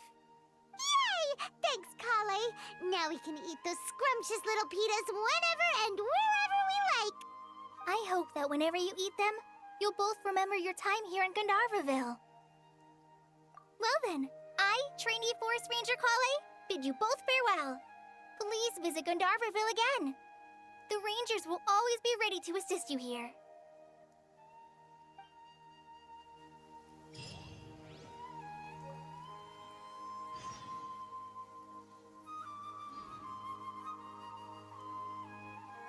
I hope you have a safe trip to Sumeru City and get to meet the Dendro Archon there.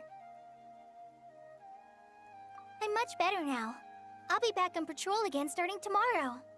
Even though I'm not quite ready to help Master clear the Withering Zones yet, there are still plenty of other tasks for me to handle. Oh, and Traveler, if you ever see Amber again during your travels, please don't mention my illness to her, okay? Amber knows about my case of Elazar and what's happened in my past, but I haven't told her about my condition getting worse. I guess I just don't want her to worry about me. If the need arises, I'll tell her about it myself. All right, we understand, Kale. I hope you have a safe trip to Sumeru City and get to meet the Dendro Archon there. Kinda hard to believe the Master Tighnari can cook, isn't it? His culinary techniques are very polished, but his taste is a little, unusual. It's not really his fault, though. He just has a sensitive tongue and nose, so he prefers much lighter flavors. The last time I went a little too heavy on the spices for my pita pockets, Master started having a sneezing fit. Of course, I never heard the end of it after that. I hope you have a safe trip to Sumeru City and get to meet the Dendro Archon there. See you later! Be sure to come back often. Even though Master didn't admit it, I'm sure he wants to see you again.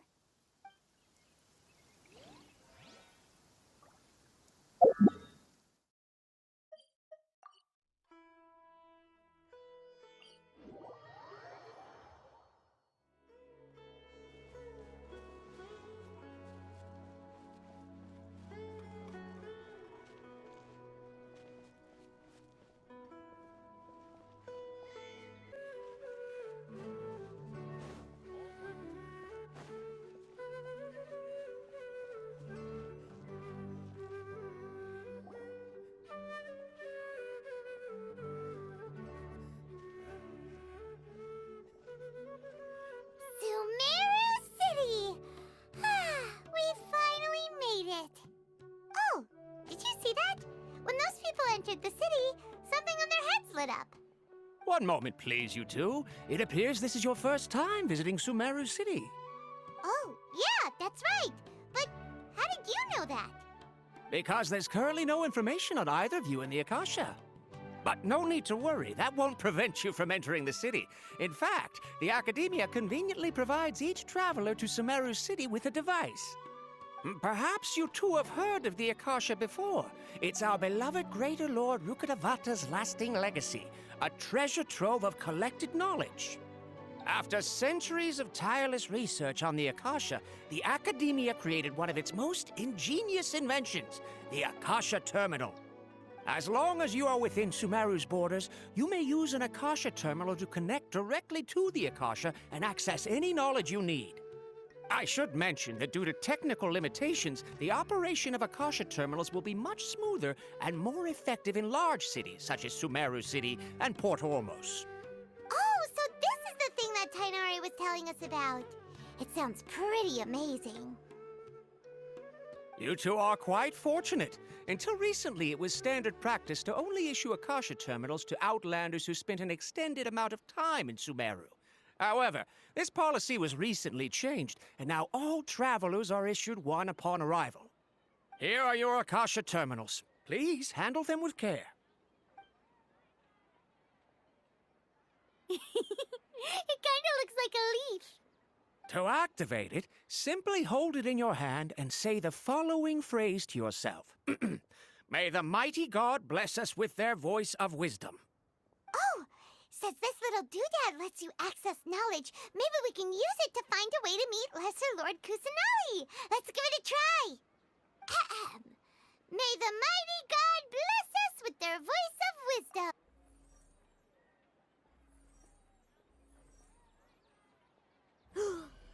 Whoa!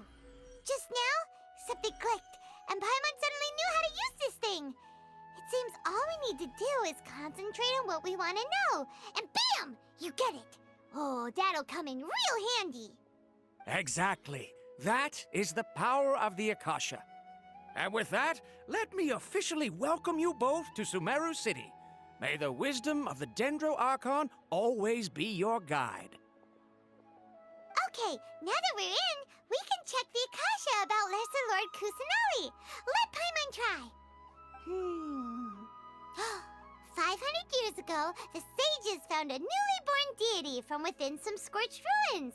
The deity now resides in the sanctuary of Surasthana. Seems pretty similar to what Kali was telling us.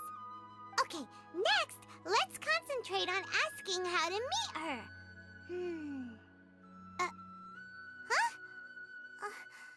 Paimon doesn't sense anything. Oh, come on! Ugh. Focusing on this question feels like when you have something you're trying to remember and it's on the tip of your tongue, but you just can't think of it. Ugh. Paimon's brain is exhausted.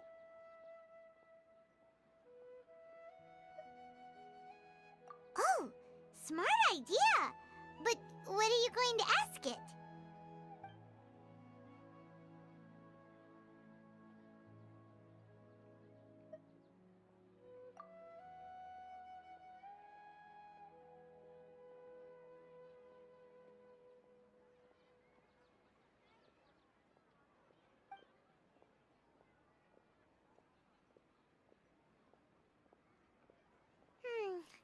You too? Well, glad it's not just Paimon.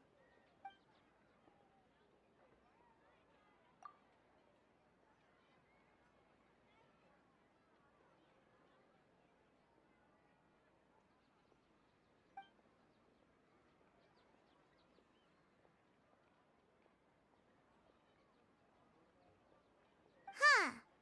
Could it be because we're Outlanders and we've only just arrived in Sumeru?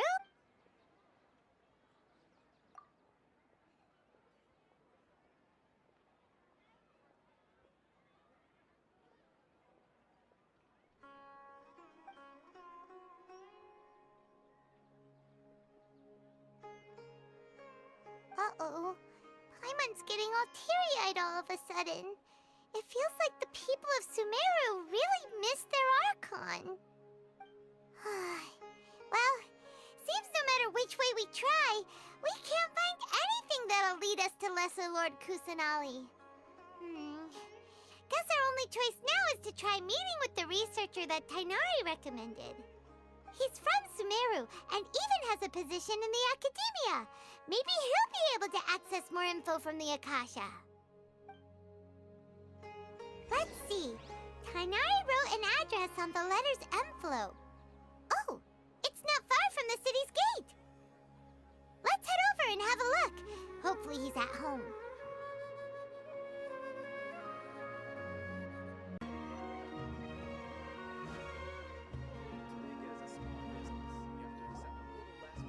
Hello, are you Rohawi? Yes, that's me. Can I help you? Great! You see, Tainari sent us here and... What? Tainari? Please, there's no need to say anything, really. Sure, I admit that the article I published last month wasn't my best work, and maybe the data didn't produce the most convincing results, but... Here! This is a letter from Tainari! Oh, let me see... Ah! Ooh, what a relief. You two nearly scared the life out of me. So you two just have some questions for me? Seems even Tainari acknowledges my innate ability for procuring information. So, what is it you two would like to know? We want to meet with Lesser Lord Kusanali. Do you know a way we can do that? You mean you want to meet the Dendro Archon herself? This isn't exactly my area of expertise, but let me see what I can find in the Akasha.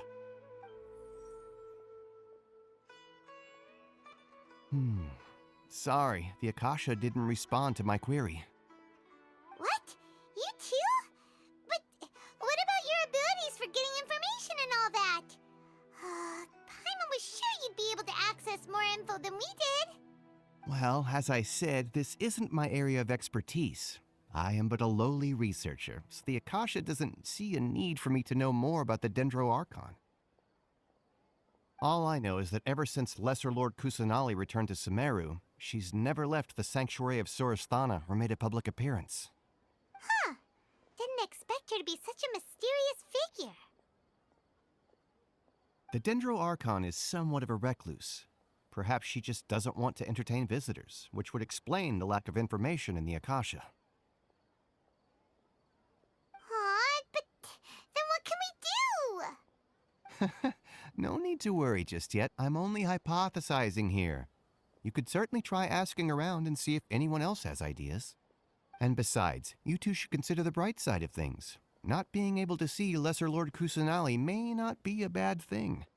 In this world, there will always be information you cannot obtain from the Akasha and things you can never accomplish. Knowing when to yield is a form of wisdom. Take me, for example. It's a miracle if my brain cells can spit out one paper every 3 years. But Tainari? That guy can publish 3 papers in just a single year. Okay. Thanks for your advice. Don't mention it. If you two ever want information about things like who's been promoted within the academia or relations between the 6 great sages, come find me.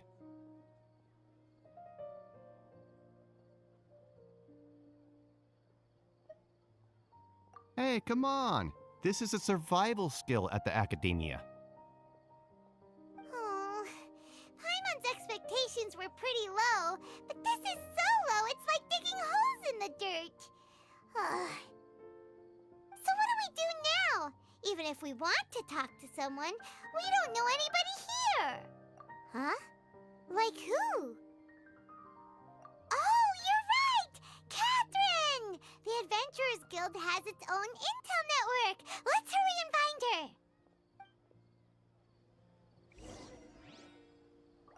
Anything else you'd like to ask about? Sage is the highest rank for an academia researcher. Since the institution's founding, each of the 6 great sages represent the finest mind and leader of their respective darshan. One grand sage is chosen from among the 6 sages to serve as the head of the academia. The current one is Sage Azar of the Rotawahist Darshan. Since ancient times, the sages have contributed immensely to Sumeru. The widespread usage of the Akasha is thanks to their hard work. Anything else you'd like to ask about? I just knew you'd be curious about that. Although the 6 Darshans conduct research in different disciplines, their sages frequently interact with one another when managing academia affairs. In the Immorta, our leader is Sage Nafis. His temper is legendary. We researchers are terrified of him, and even the Grand Sage gives him some leeway. He hasn't shown his face lately, though. Rumor has it that he's currently involved with some major project. Thankfully, he's been so busy that I was able to publish a paper. Anything else you'd like to ask about?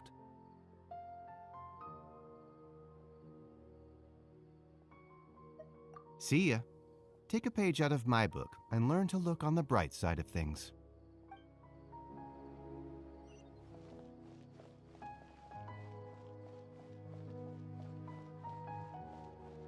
Watch out for pickpockets.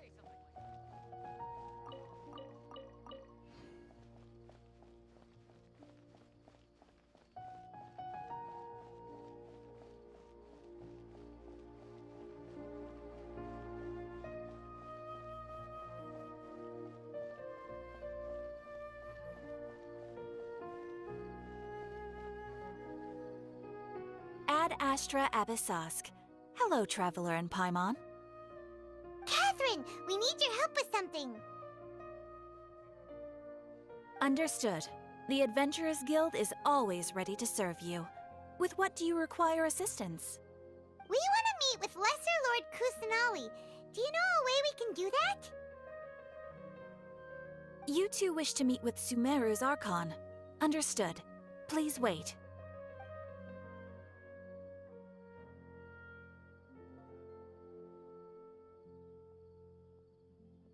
I apologize, but I am unable to call up any relevant information in the Akasha.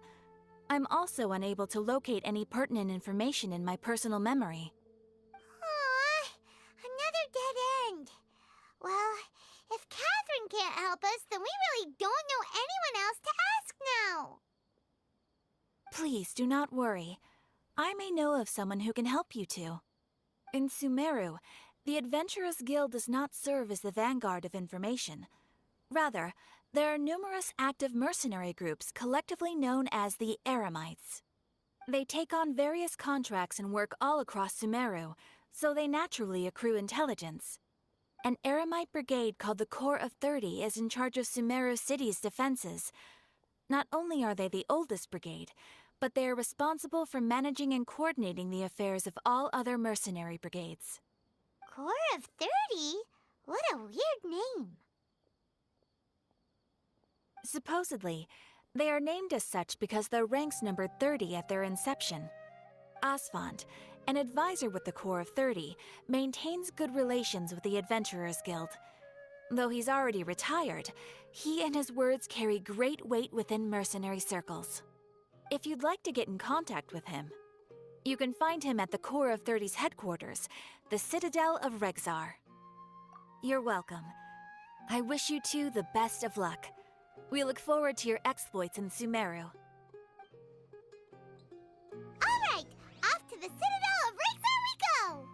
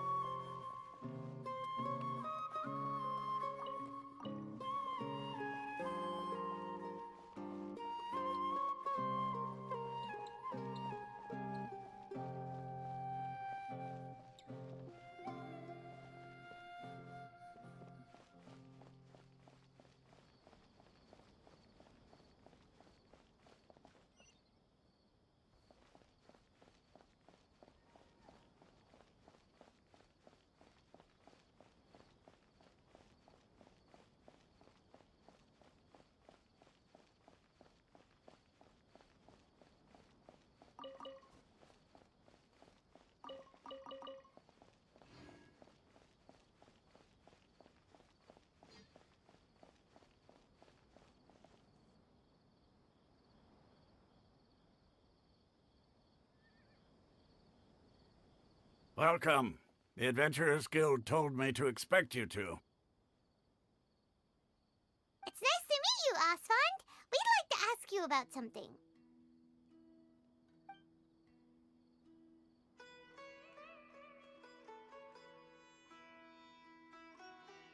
I see. So, Catherine's the one who sent you this way. Ha! It's true that the Eremites' network is vast, but even I can't help you meet the Dendro Archon. Wait, seriously? That's it? Afraid so. The Eremites aren't terribly religious, so we don't know much about divinities. As far as the Akasha goes, we can access even less than you. We originally came from the desert.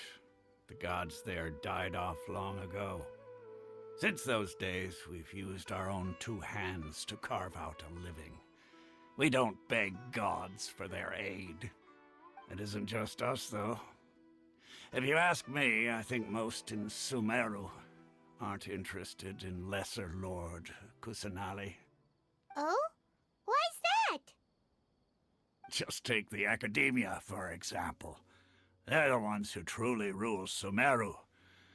Although they believe in gods, most of them only care for the late Greater Lord Rukkhadevata. In their eyes, she was the one who founded Sumeru and gifted us with the Akasha. Lesser Lord Kusanali just happened to inherit her legacy. Because of the Academia's influence, most citizens are more familiar with Greater Lord Rukkhadevata and hold her in greater esteem.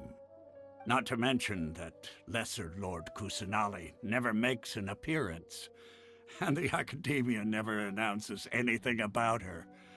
As far as the people of Sumeru are concerned, she's just a god that exists. And that's all. Really?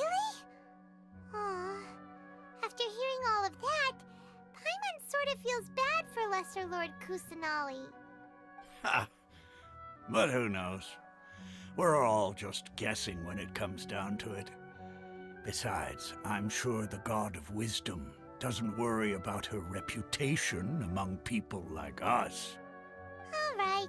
Well, thanks for the info, Osfond. No problem.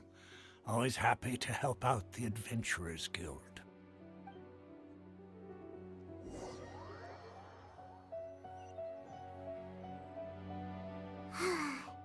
Seems Osfond was right about most people's attitudes here. Not only are they not interested in the Dendro Archon, they even say stuff like, if the Akasha doesn't think I should know, then I don't need to know about it. We've been asking for information non-stop ever since we got to Sumeru. But the harder we try, the more helpless everything seems. Isn't there at least one person in this entire city who cares about Lesser Lord Kusanali? Oh, you two are interested in Lesser Lord Kusanali? Huh? Who are you? From the sound of it, you two are Outlanders who recently arrived here. You've been asking around for information on Lesser Lord Kusanali, right? Oh, I'm sorry. I forgot to introduce myself. I'm Dunyarzad, one of Lesser Lord Kusanali's faithful followers. Whoa, really? Then do you know how we can meet with her? I'm afraid I can't help you with that. But your conversation earlier did happen to remind me of a legend about the Dendro Archon. Sure. It goes like this. Long, long ago, there was a man who heard a prophecy. It predicted that a great calamity was about to befall him. Panicked by what he heard, the man sought out the Dendro Archon in hopes that she would bless him with the wisdom to help him escape his predicament. The man journeyed across deserts and through rainforests and experienced tribulations of every kind. However, he still couldn't find any trace of the Dendro Archon. In despair, he thought, alas, the Archon has abandoned me. He then had no choice but to sorrowfully resign to his fate. Okay, and then what happened? And then, the calamity came. But to his own surprise, the man felt somehow emboldened by the trials of his journey. By relying on his own strength, he managed to overcome the adversity. At that moment, a bird perched upon his shoulder. This bird was, in fact, an avatar of the Dendro Archon. She said, "O Archon Seeker, do you now understand? She and her wisdom have long been found by you. Along your journey, we were in every flower and blade of grass, every ray of sparkling sun, and every breath of dancing wind. So long as you continue to think and ponder, we'll be wherever you go." Yeah, thanks for the story! Paimon feels all warm and fuzzy inside after that. In a way, it seems like this story is also one of the Dendro Archon's avatars. Dunyarzad, since you worship Lesser Lord Kusanali, can you tell us anything else about her? Of course. So did you two know that, I'm terribly sorry, but it seems something's come up now. Let's chat another day.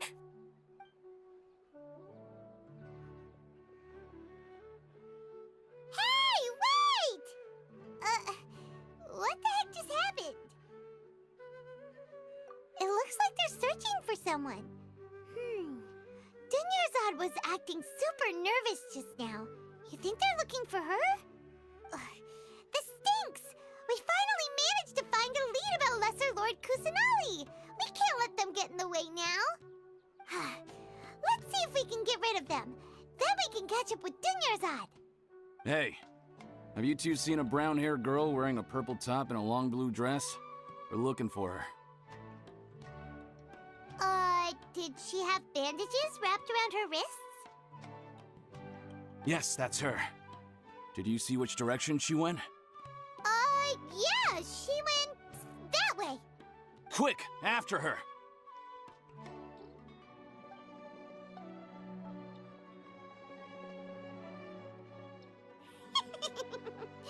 That should keep him busy for a while. Let's hurry and find Dunyarzad.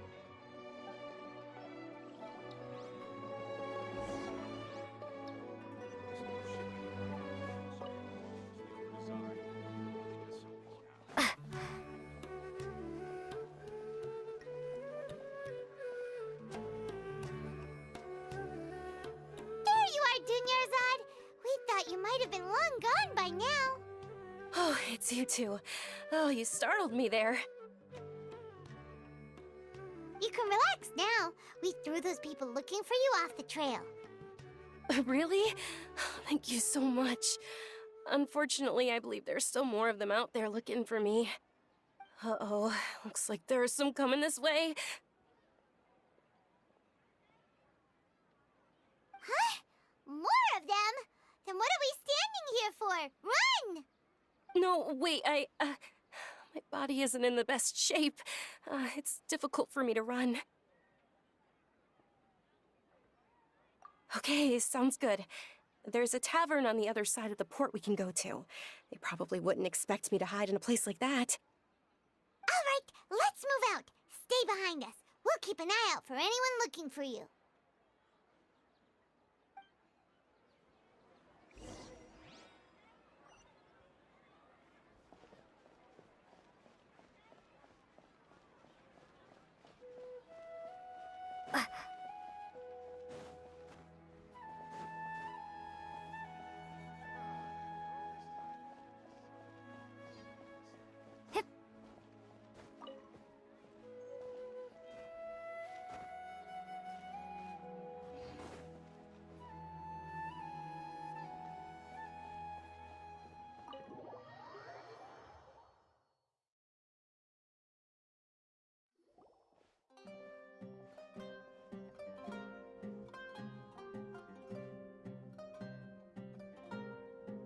We made it. Oh, they shouldn't be able to find us now. Wait, stand down, Dia.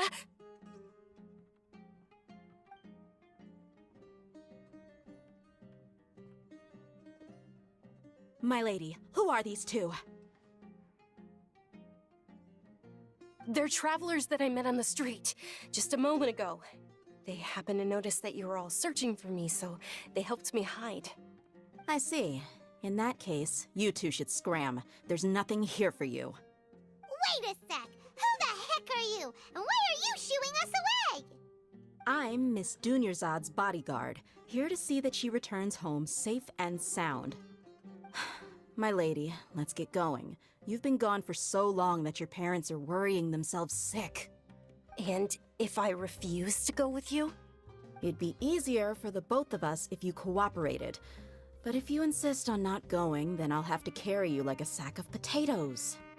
Hey! Dunyarzad already said she doesn't want to go back. Why are you still pushing her?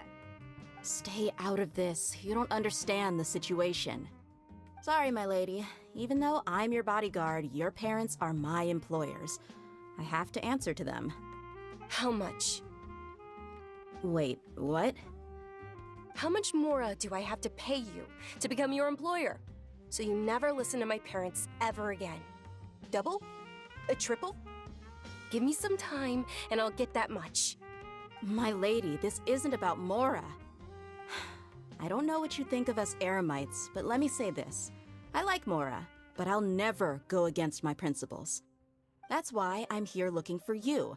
Sure, it's an order from my employer, but my conscience was also telling me it's the right thing to do. And knowing your health, carelessly running around like this is gonna hurt ya. For the sake of those who love you, don't be stubborn. No, you're wrong. I'm aware of my limits and I know what I'm doing. Honestly, the only people being stubborn right now are my parents. And they know perfectly well that it makes no difference if I'm at home or not. They still won't accept reality. And every time I bring this up, they just change the subject. Dia, you've been living with us a long time already. This should be old news to you. Dia, I know it hasn't been easy for Mother and Father, and I'm grateful for everything they've done for me. But there's someone else in this world I'm also grateful to. Because she saved me. The love I have for her is the same I have for my parents. This is my life and my last chance. So I want to do something meaningful.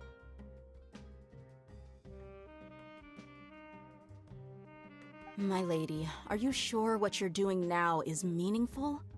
Yes, I'm sure. At least, it is to me. Fine, I won't ask you to return home anymore. But let me make something very clear. I'm only doing this because I respect your determination, not because I agree with you. Thank you, Dia. Sorry for being so rude just now. My nerves were acting up. And I even brought up your payment in such an offensive way. Don't worry about it, my lady. I did say that I like Mora. Besides, that's our next topic of conversation. Today's little excursion caused such a ruckus that every single bodyguard at the estate was deployed. It wouldn't be easy to hide things from your old man. Since this definitely won't be your last escapade, here's a little tip. You should at least make it look like your room and things are still in order when you leave. Also, you'll need someone to cover you for when you're out and about. So, I'll let you hire me, my lady. This way, everyone wins. As for the pay, let's say half of what your father pays me. We can settle the bill when we return to the estate. Okay, deal. Yay! Looks like they've reached an understanding.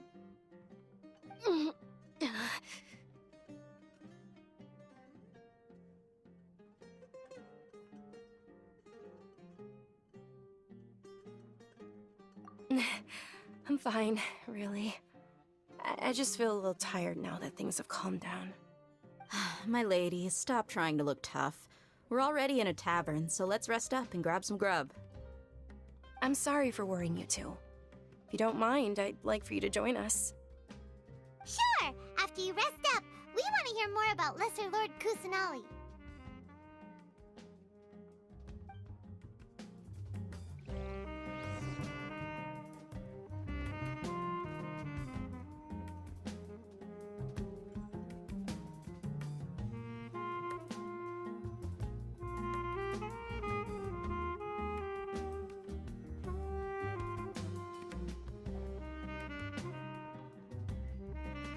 Ha! Well, if it isn't Dia. Haven't seen you in nearly half a year. Word on the street is that you're a bodyguard for the Homayani family now. Ha! Don't you find that kind of work boring? Nah, you get used to it. How about a menu over here? You got it. Huh? Isn't this little Miss Homayani herself? We don't get to serve personages like you very often. We'll be sure to prepare our very best. Thank you, sir, but there's no need. I don't have a lot of Mora on me, and I really ought to save as much as I can. But please bring these two the best food you have. They're my new friends, so I want to be a good host for them.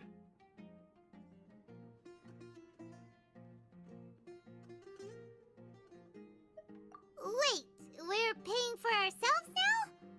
Aw, Paimon kinda wanted to try something fancy, but we aren't exactly loaded. Guess Paimon will settle for something ordinary. How about our charcoal-baked Agelena cakes? They're our signature snack, and they run cheap. Look, other customers over there are eating some now. They look kind of burnt and dry. Paimon will pass.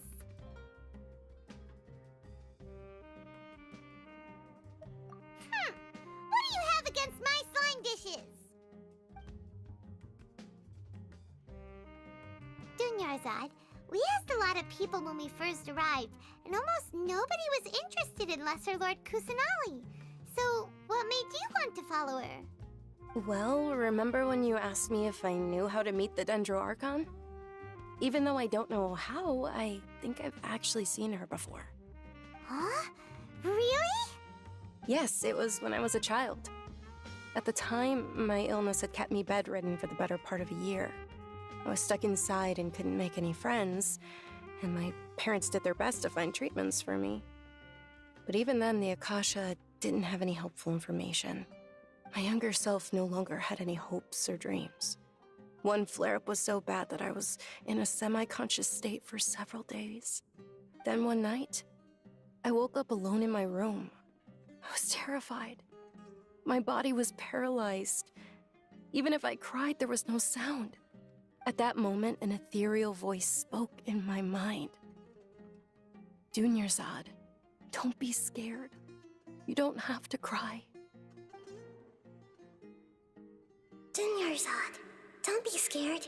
You don't have to cry.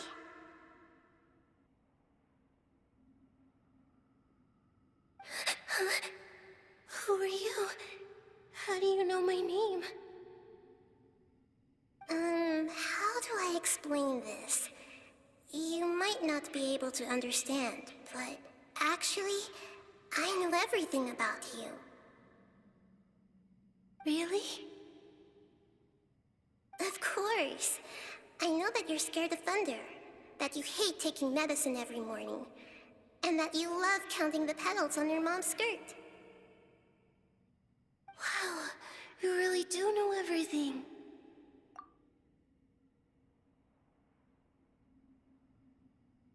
Dunyarzad, is there anything you want? Want? Not really. I can't go anywhere or do anything. Huh? But aren't you a child? All children have wishes. Tell me what you want, and maybe I can make it happen. But can you make my illness go away? Oh. I'm sorry. But I'm not powerful enough to do that right now. Then, can you be my friend? After that, the voice said, "Okay, I'll be your friend." Although my body was suffering during those days, that voice encouraged me and told me many wondrous things. Beyond my window was the flourishing Sumeru city. Beyond the city was a lush rainforest. And beyond that was the wall of Samiel, deserts, and all of Tevat. Once I finally made it through that bout of illness, I couldn't hear that voice anymore. I told my mother about it, but she said that I must have been dreaming. But I know that that voice wasn't a figment of my imagination. Before that, I had never heard of Tevat.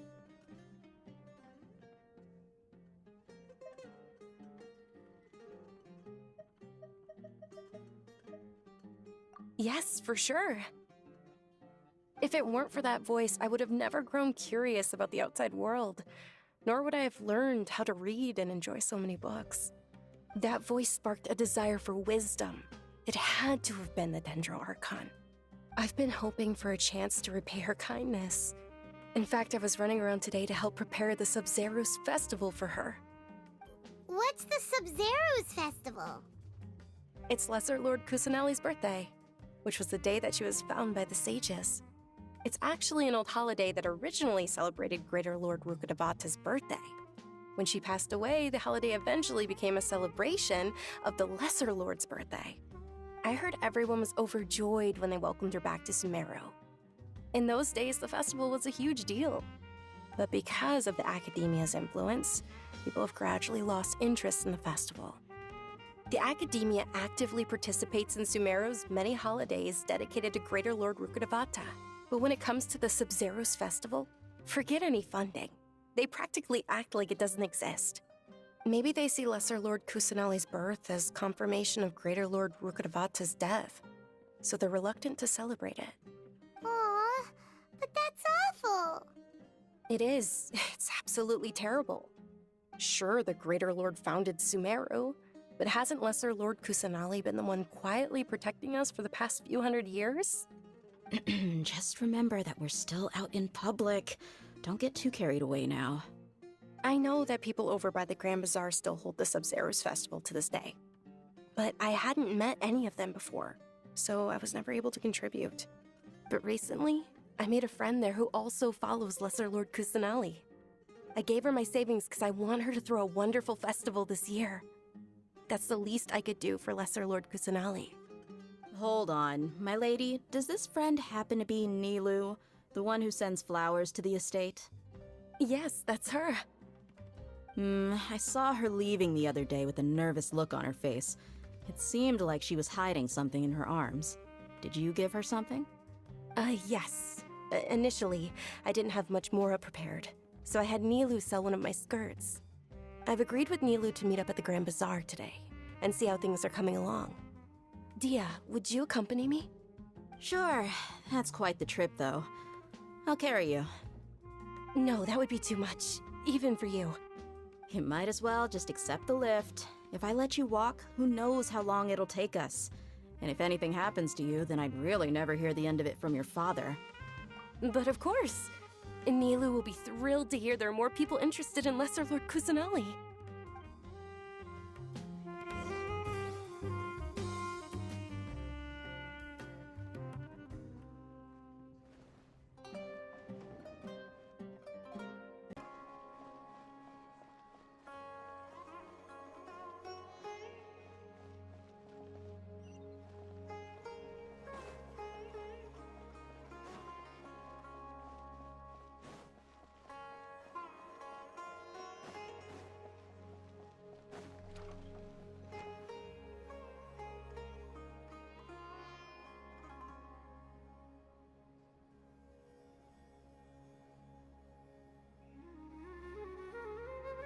Sorry I'm late, Nilu. Oh, Dunyarzad. It was taking you so long that I assumed you got trapped at home, but you made it in the end. Uh-oh. But if Dia's here, that means you got caught, right? You could say that, but everything worked out. She's on our side now. Not completely. Oh, and who are these two? Oh, meet the Traveler and Paimon, my two newest friends. They're visitors who just arrived at Sumeru City and are looking for information on Lesser Lord Kusanali. So you're followers from another land?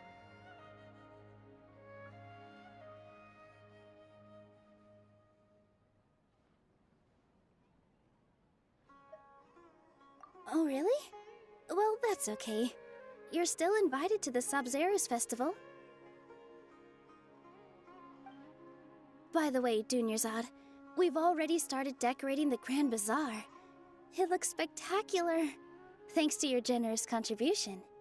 You're very welcome. It's the only thing I could do. Do you still have enough Mora? Probably? But don't sweat it. We've already finished renovating the stage. Come on, I'll show you.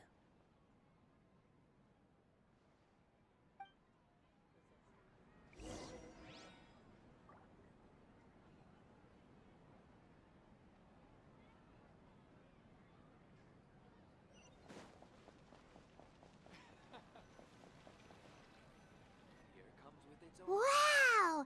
This place is amazing! Not bad. Last time I was here, the stairs were full of holes. The stairs were nothing. A little while ago, we discovered that the tree above the stage had a huge chunk of bark ready to fall off. Mr. Zubair was worried sick.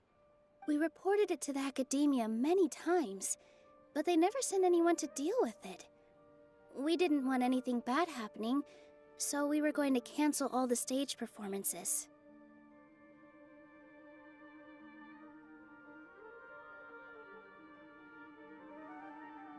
Oh, probably because it was the theater asking. The academia looks down on performers like us. They probably think it would be best if the theater closed down completely. We can't let that happen, though. Not only would everyone involved in the theater go hungry, but then we wouldn't be able to hold the Sub-Zero's festival anymore. Thank the Dendro Archon for Dunyarzad. But the more she gave us, we hired someone to patch up the tree, and we also gave the stage a much-needed makeover. The stage is going to be even prettier when it's festival time. I can't wait for you to see it. And I can't wait to see you on the stage. You've been practicing so long already. It's almost time for your dream to become reality. It's our dream. I'll do my best for the two of us. Nilu, what are you gonna be doing at the festival? She'll be dancing the dance of Sub-Zeros, the most important performance at the Sub-Zeros festival. Dunyarzad, have you told them the origin of this holiday? I only told them about the Greater Lord and Lesser Lord so far. Okay, then I'll tell you two about how this holiday came to be. According to legend, the Sub-Zeros festival was originally the Goddess of Flowers' birthday celebration for the Greater Lord. A long, long time ago, on one of Greater Lord Rukkhadevata's birthdays, her friends threw her a celebratory banquet. Some of the gods got drunk. One started playing music, and the Greater Lord started singing, so the Goddess of Flowers began to dance. As she danced upon the grass, countless beautiful parisaras began to bloom wherever she stepped. Those brilliant purple flowers became her dazzling stage. All the gods clamored, "Oh, if only time could stop at this very moment." Of course they did. When people mention the gods, they always think of the Archon War. But Sumeru's gods also had happy times. Although they aren't around anymore, they're preserved in our tradition of dance. This outfit I'm wearing is apparently based on how the Goddess of Flowers looked. Though we're just tiny people compared to the Divine, we still have to do our best to make sure that the birthday girl feels loved on her special day. Nilu, you of all people will definitely be able to convey our well wishes to the Dendro Archon. I also noticed that you went the extra mile and scattered parisaras around the stage. They symbolize the Goddess of Flowers, after all. It's just a shame that all the real parisaras went extinct after her death. Yeah. The Greater Lord brought forth parisaras in memory of the Goddess of Flowers, but she ultimately could never truly replicate that beautiful purple. Thinking about the Goddess of Flowers dance makes me wish I could have seen it. If my stage were anything like that, I'd be thrilled if I had just 2 real parisaras on the stage. So, Traveler and Paimon, what do you think? Interested in the Sub-Zero's festival? Will you two be coming? All of Lesser Lord Kusanali's followers will be there for her birthday. It'll be a good opportunity for you to learn more about her. Ooh, Paimon thinks that's a great idea!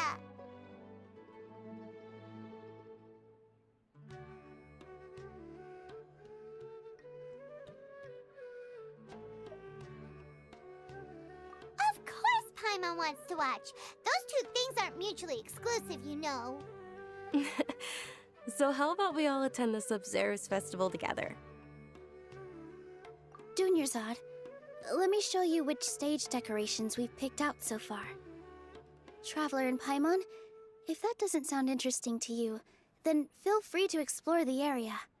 Everyone at the Grand Bazaar loves Lesser Lord Kusanali, and we're all looking forward to the Sub-Zero's festival. In that case, we'll take a look around.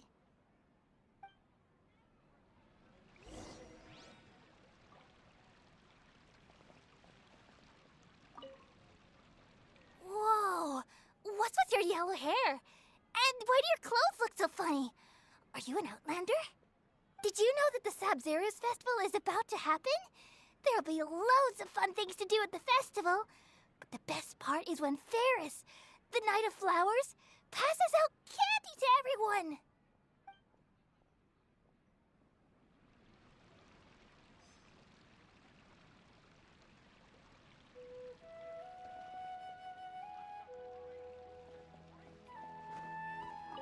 Huh. Revamping the stage for the festival couldn't have been easy, that's for sure. I bet this year's festival will be one to remember. I don't know much about the Grand Bazaar, but I do know that the residents here have a penchant for song and dance. Two things that the academia doesn't particularly approve of. Oh, and the perfume sold around here is a lot better than what you'll find elsewhere. The fragrances are longer lasting and they're gentler on your skin and... I mean, that's what I've heard at least. I wonder if the treasures I discovered in my youth might have been left by greater Lord Rukadevata.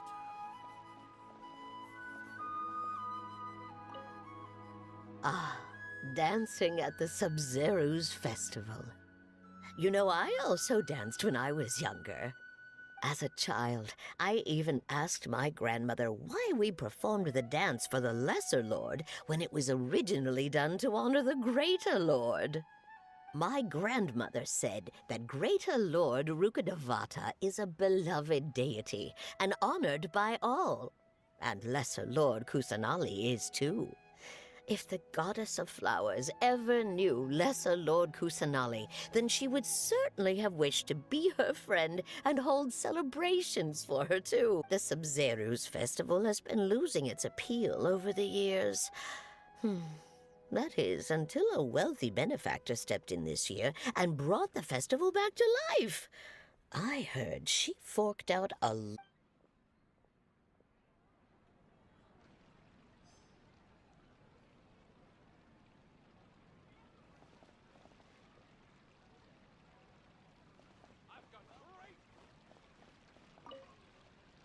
Things are really shaping up, and there's a buzz around the festival this year. We're expecting people from all over to come by this year and buy things during the festivities. Don't be fooled into thinking that Sumeru City has the best of everything. Some festival snacks are only offered here in the Grand Bazaar. And when it comes to musicians, dancers, or singers, the Grand Bazaar's got the best of the best. Sure, those folks at the academia might not like it, but what's a festival without song and dance?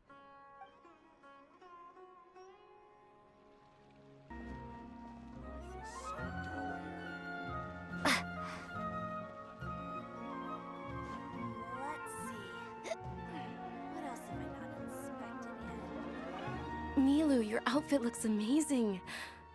There's also something different about you from when we first met up.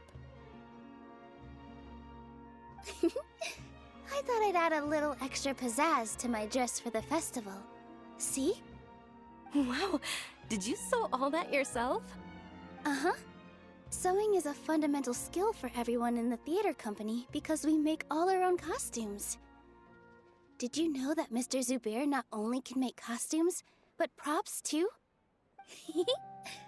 I've noticed that you can't keep your eyes off this crown. Would you like to try it on? May I? Of course. The legends say that the Goddess of Flowers had beautiful horns on her head, so this crown was made to reflect that. Dunyarzad, you look absolutely stunning with it on.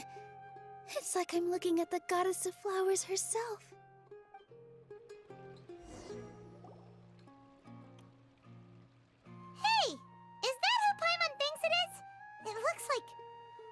Catherine.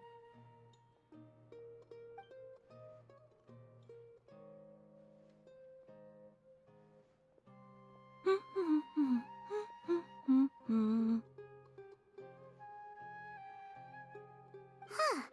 Come to think of it, Paimon's only ever seen her behind the counter at the Adventurers Guild. This is the first time we've ever seen her taking a break. Hey, Catherine! Huh? Oh, hey! It's the Traveler and Paimon! What's shaken? Whoa. Break time Catherine sure sounds a lot less formal than usual. Paimon was still waiting for her to say Ad Astra Abyssosque.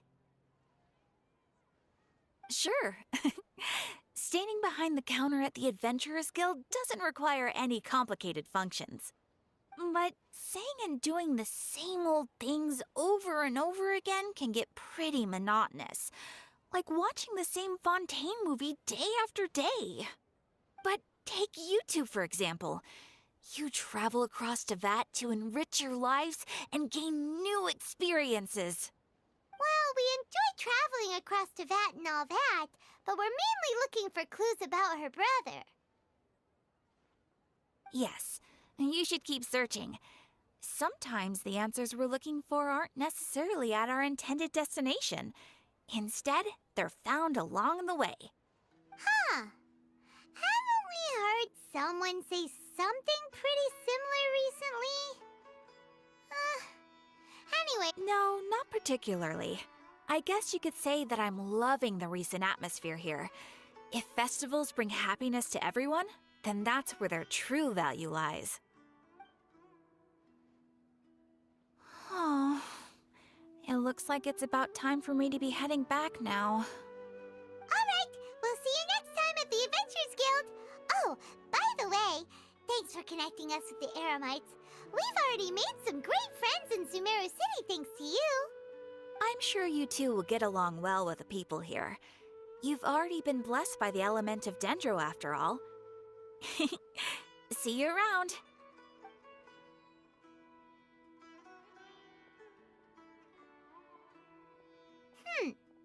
There's something really different about Catherine today. Hey, Traveler. Paimon. Oh, hey, Dia. What's going on? I've got something to tell ya. My lady knows you're looking for ways to meet Lesser Lord Kusanali, and she's been trying to come up with a way to help you. Well, I have an idea that might help. Are you serious? We'd love that! It might not necessarily pan out, so don't get your hopes up too much. I'll need to take you two somewhere and ask someone some questions. My lady is feeling a little worn out at the moment. Nilu's found a place for her to rest.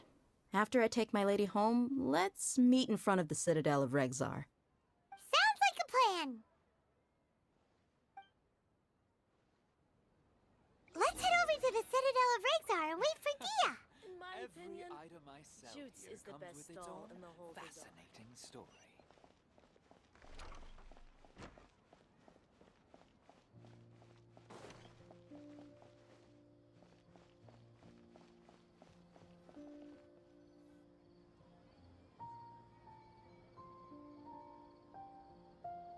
Sorry, I'm late. It took some convincing for the master and mistress to believe that Miss Dunyarzad was only sitting in the port for a while because she was in a bad mood. Anyway, I guess I should be thanking you. I haven't seen Miss Dunyarzad that happy in a long time. If it wasn't for you two, she probably would have been caught and dragged back much earlier. You sure sound a whole lot nicer than when we first met, Dia. Who would have thought you had such a soft spot for Dunyarzad? It's called being a professional. I'm a bodyguard, and I work for whoever's paying. Look, Dia's blushing. Listen, you two. I don't expect to be working for Miss Dunyarzad very long, but I hope to finish things on a positive note if possible. Let's cut the chit-chat and head into the Citadel. We'll see if the person I know has a way for you two to meet with the Lesser Lord.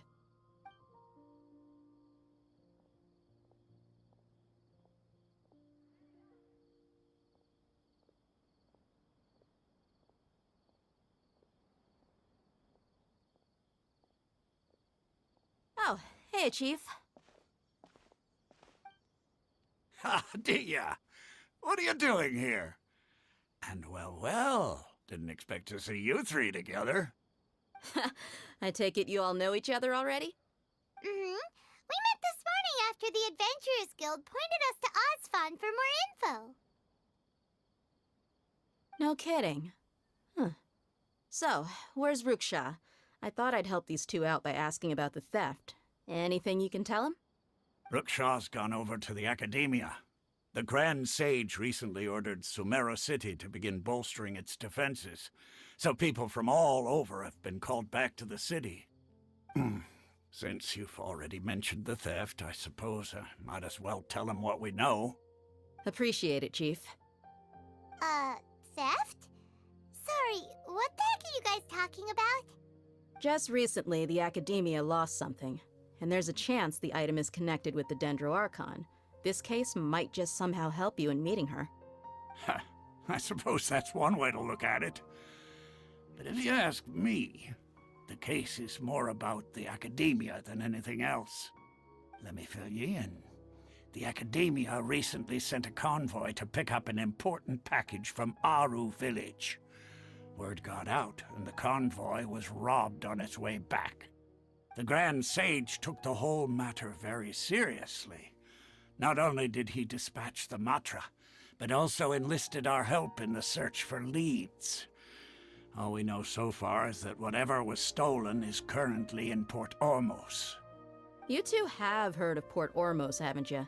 It's the largest commercial port in all of Sumeru. You can travel there by leaving Sumeru City and heading south along the river. The Academia's grip isn't long enough to reach all the way to Port Ormos, so the city's a little more laid back, meaning the population's also a mixed bag. You never know who you'll meet there. Apparently what was lost has a great deal to do with the Akasha, knowledge, and even the gods. I'm afraid I don't have any other details for you, though. If you're interested, maybe you could head to Port Ormos and ask around yourselves.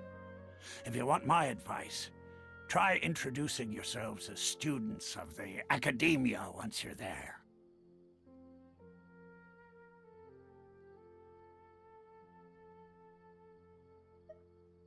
Are you serious, Chief? All the Academia students are in Sumeru City, you know.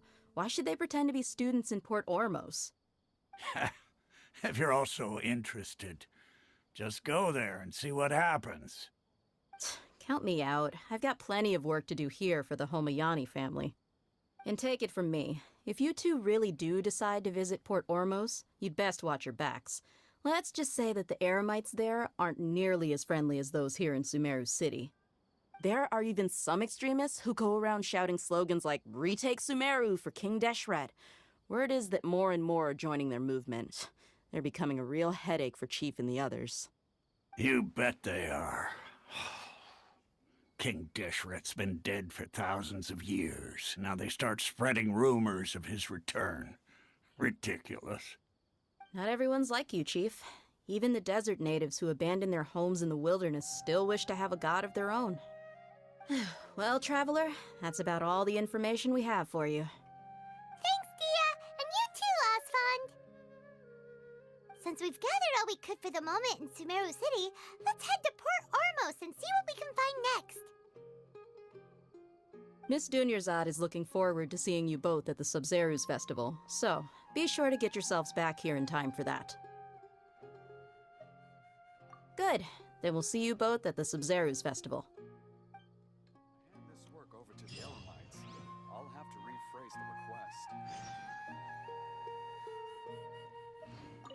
request. It's been a while since I visited the Citadel of Regzar. I'll catch up with Chief for a bit before I head back myself. He really did a lot for me in the past. Remember, to get to Port Ormos, just follow the river south from Sumeru City's port. Just be sure to take care of yourselves out there. We'll meet again at the Sub-Zeru's festival. Ha! You two must really be something if you've got Dia the Flame Mane speaking on your behalf. The Corps of 30 isn't officially overseen by the Academia, but because we're hired mercs, there's still lots of sensitive intel that I can't reveal to you. In the end, when it comes down to it, The city's safety is both the Corps and Academia's top priority. I've told you all I can about what was stolen from the Academia. As for why you should pretend to be students in Port Ormos, I'll leave that for you to find out yourself.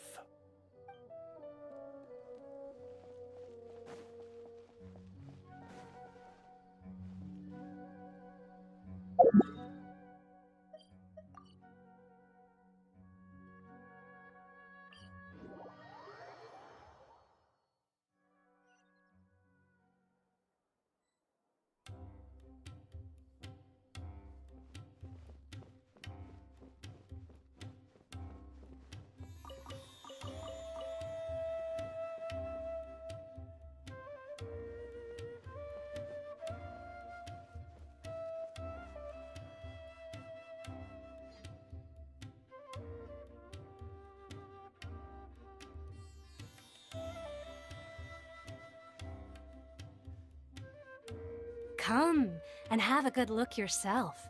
Traditional spices of the highest quality, made with pride and experience. You've got a deal. I can't thank you enough for always looking after my business. Believe me, I'm not making this up.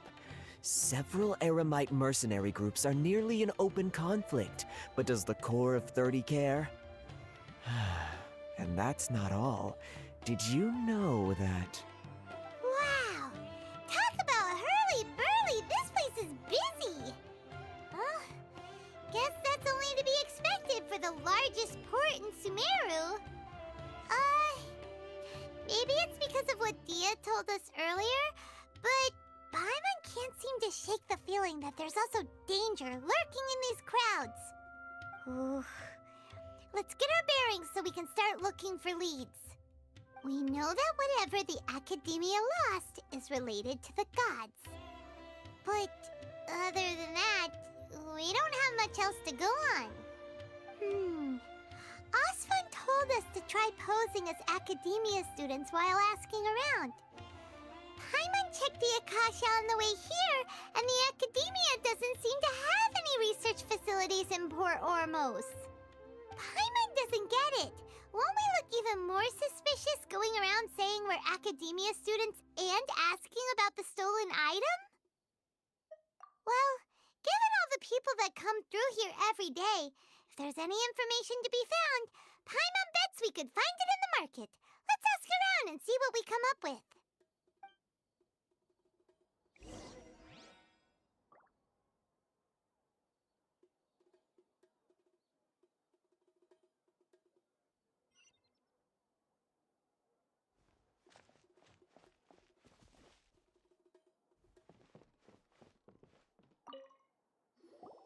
Welcome. Welcome. How can I help you two? Hi there. We would like to ask you a question. Do students from the Academia ever come to Port Ormos? Of course. Especially around this time of year. Students from Sumeru City that are about to graduate often come to Port Ormos to cut loose a little. Many people often talk about how hard it is to get accepted into the Academia, let alone graduate. But those who finish their studies and go on to become full-time researchers at the Academia have it even harder. Sure, we may not be Sumeru City, but Port Ormos offers beautiful scenery and a stress-free environment. Some even say it's good luck to come to Port Ormos, so students and researchers come flocking here when things get to be too much at the Academia. You see over there? Those are students from the Academia.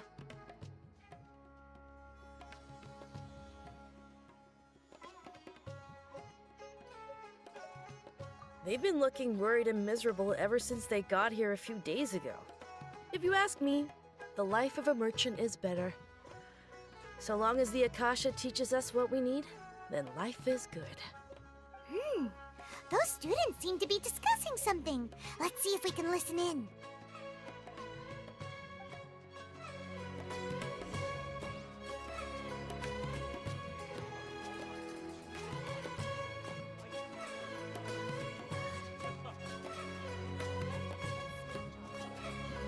It's no good. I've tried asking around, but I haven't been able to learn anything useful.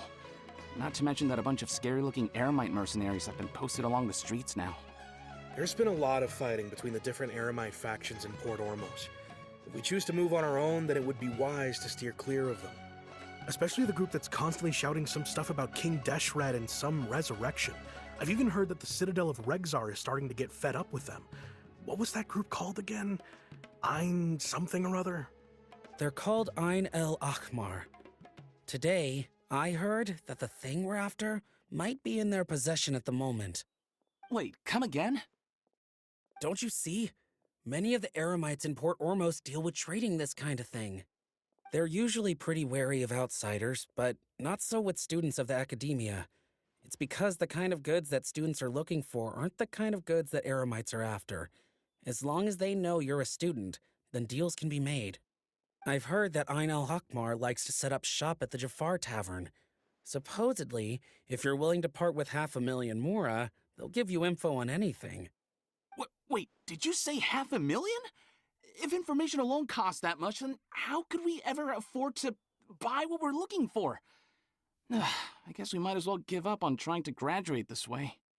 I wouldn't worry too much. Our field of research is very niche. Who else could possibly be after that kind of shady knowledge? I bet it's practically worthless to anyone aside from us. Well, I guess that makes sense. Then the only thing left for us now is to find a way in. Why don't we all just pool our money together and pay for the information? Whoa! Did you hear that? A niche field of research and shady knowledge? It all sounds pretty suspicious to Paimon. Is knowledge something people just... So, what's your plan?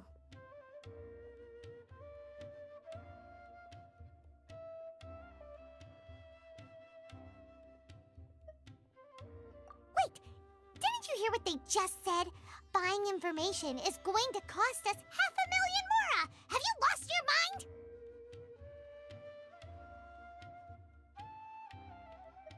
Oh, all right. Paimon never thought she'd agree to parting with that kind of mora. But if you know what you're doing, then we should give it a shot.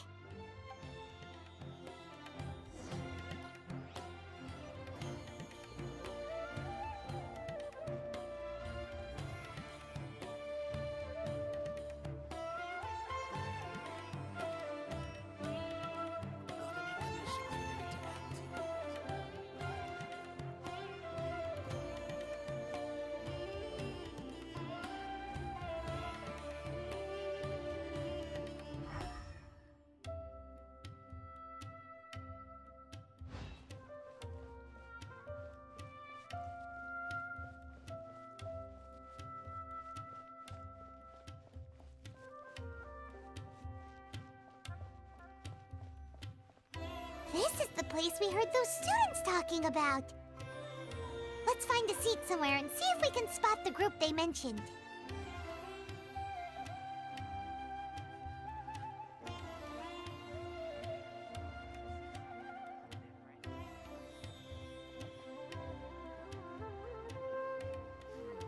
Should I adjust the shipping schedule?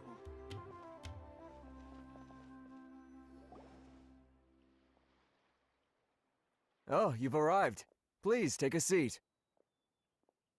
So, they think that they can go toe-to-toe with the boss? Huh! Once we reclaim the power of King Deshret, they'll be the first that the boss punishes. They're nothing to be afraid of. Our main rival now is the Caracal Battalion. They've also amassed a significant amount of mora this time, so we mustn't underestimate them. How can the Caracal Battalion compete with the boss when they're nothing but a bunch of money-grubbing opportunists out for a quick mora? Yeah, with boss's fervent devotion, he'll be able to use this power to bring our god back this time. Huh. All these guys talk about is King Deshret, so they're probably the ones we're looking for. Greater Lord Ruka Devata. That traitor and her followers must not be spared. The day will come when King Deshret exacts vengeance on Sumeru, and all of them shall be punished.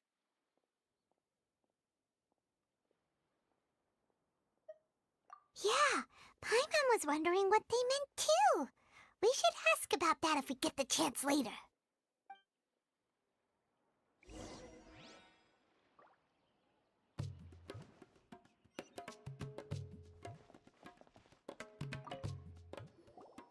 Huh? Who are you? What do you want? A student? Huh. What's a student from Sumeru City doing in Port Ormos? Ah, well, if it's info you want, you've come to the right place. The question is, can you afford it? Huh? What is this, some kind of joke? Oh! Sorry! She must have grabbed the wrong amount! Hey, what do you think you're doing? Oh, Paimon can't stand to see so much more go. But there's no other choice right now. Here, this is the merchant's address. Whatever you're looking for, you'll find it there. Hmm? Well, what are you waiting for? Oh, that's right! We heard you mention King Deshret just now. We're actually interested to know more because we're, archaeology students! Fine. Since you've already handed over the Mora, I guess I can throw in a little extra info. As you can see, members of Ain al-Ahmar are devout believers of King Deshret. Years ago, King Deshret founded the great desert nation that was our homeland. It was an advanced civilization, far beyond anything you'll see in present-day Sumeru. King Deshret was the rightful god of wisdom, but he was betrayed by a companion he trusted. She even stripped him of his title, God of Wisdom. So, you mean the traitor was... Greater Lord Rukkhadevata, yes. That shameless wretch destroyed King Deshret's civilization, and our ancestors were forced to flee to this land where we were made to suffer the tyranny of our enemies. Furthermore, she conspired with the Academia to cover up the truth of her actions, and create the merciful and benevolent facade. Greater Lord Rukkhadevata, yes. That shameless wretch destroyed King Deshret's civilization, and our ancestors were forced to flee to this land where we were made to suffer the tyranny of our enemies. Furthermore, she conspired with the Academia to cover up the truth of her actions, and create the merciful and benevolent facade for which she is now known. Ugh, just thinking about it sickens me. But the story doesn't end there, oh no. King Deshret isn't truly dead. The voice of the Oracle has been heard in the desert, prophesying his resurrection. Mark my words, our god shall return. And when that day comes, all followers of the traitor and all the desert dwellers who have forgotten their true god will suffer retribution together. If what I'm saying makes you shiver with fear, it might not be too late for you to become a believer of King Deshret.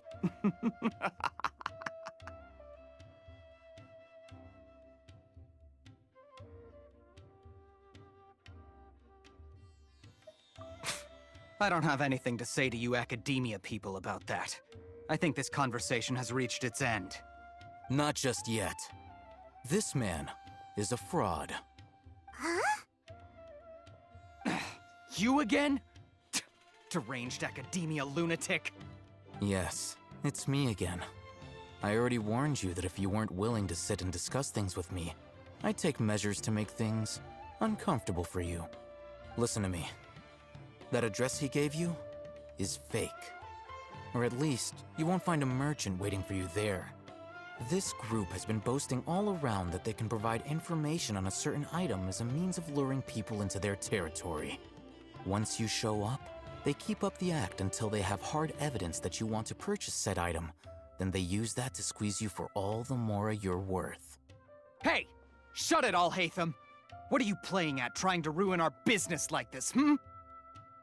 I told you the other day, I wish to discuss my terms with your boss.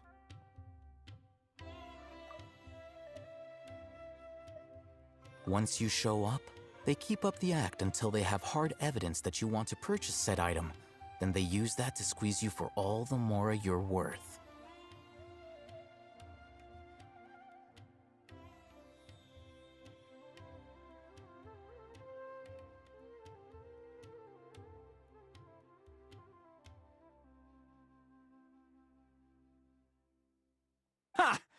The boss made it perfectly clear that he won't negotiate with you.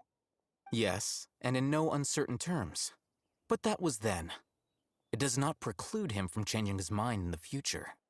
I'm warning you. Don't push us, or this could get ugly. We don't usually get rough with people from the academia because it just complicates things. For a lunatic like you, though, we might just have to make an exception. If you're suggesting that we escalate this from a verbal exchange to a physical one, I accept. After all, even the Archons used war to negotiate the ownership of Tevat. If, on the other hand, we can't agree on any means of negotiation at all, then I'm afraid my next course of action will sting a little more than the mere falling through of a few business deals. I will jeopardize the Eremite's reputation, which I know you value above all else. I am quite confident that if I began to take such action, your boss would willingly approach me himself. However, I fear that by then, some things will have happened that cannot be undone. Also, a word of advice. I suggest you tell your boss exactly what happened here today.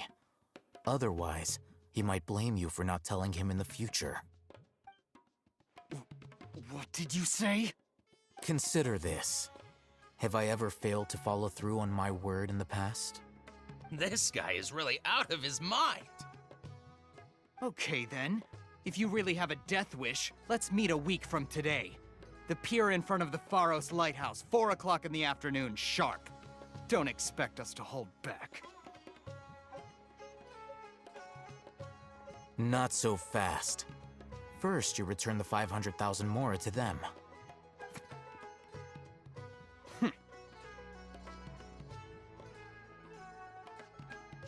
Please, I beg you, don't provoke them.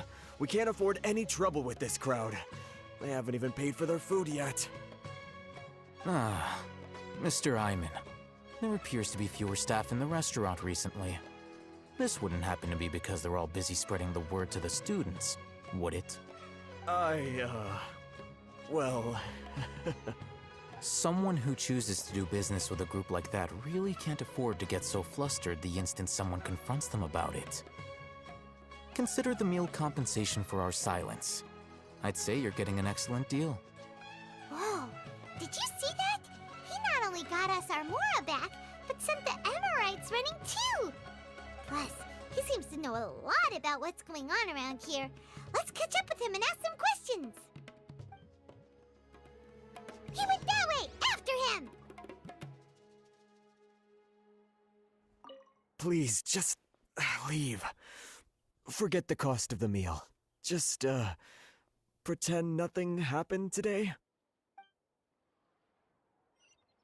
Welcome.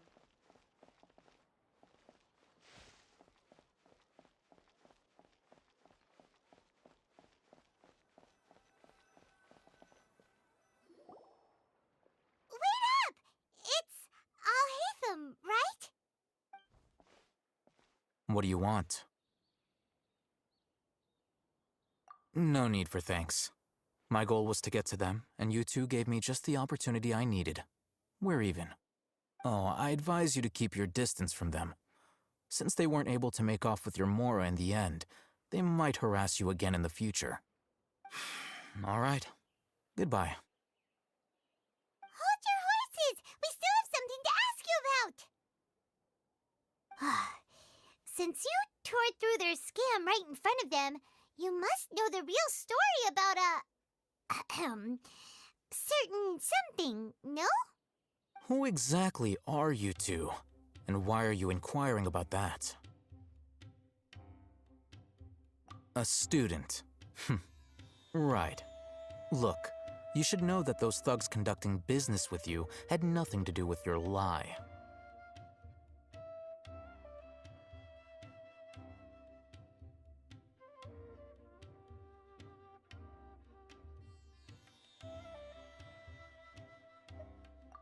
Huh?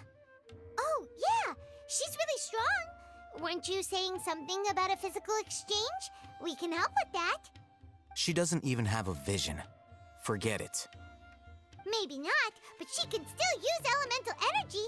Otherwise, there's no way we'd go asking for info from from guys like that. Those hot-headed thugs are definitely gonna bring a lot of backup for your next meeting. Even if you don't go alone, you won't regret taking us with you.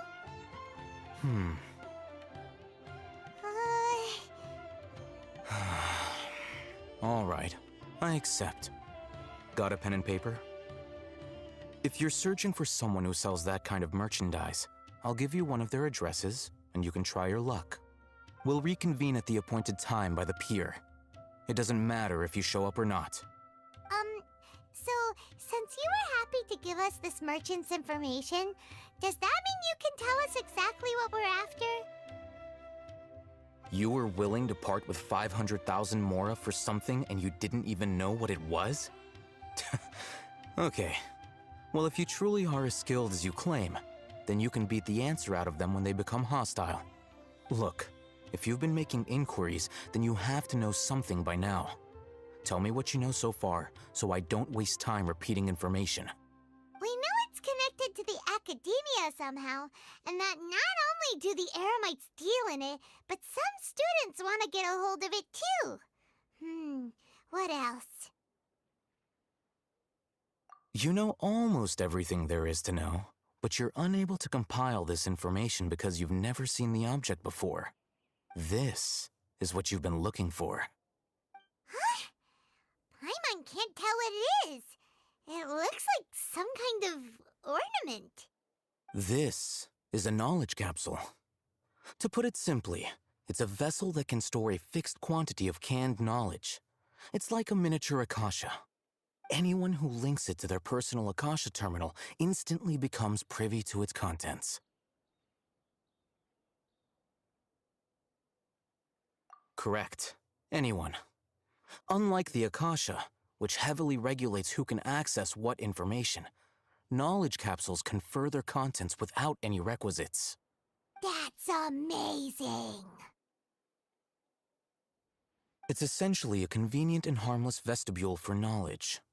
Unfortunately, it's illegal in Sumeru to privately possess or trade them. They were created as a means for scholars to transfer knowledge gained from Irminsul into the Akasha, and are intended to be destroyed immediately after use. But despite strict regulations, some of these knowledge capsules will always escape destruction. After all, there will always be those in this world who are dissatisfied with life as designed for them by the Akasha and wish to change their fate. Over the past century, a wide variety of canned knowledge has been leaked from the academia. Now, in Port Ormos, the valuable ones are a means to mora for the Eremites.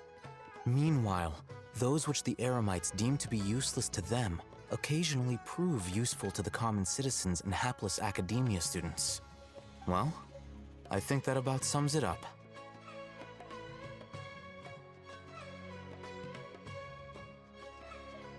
Oh, so that's your true objective. With our current arrangement, I don't believe I can offer an answer.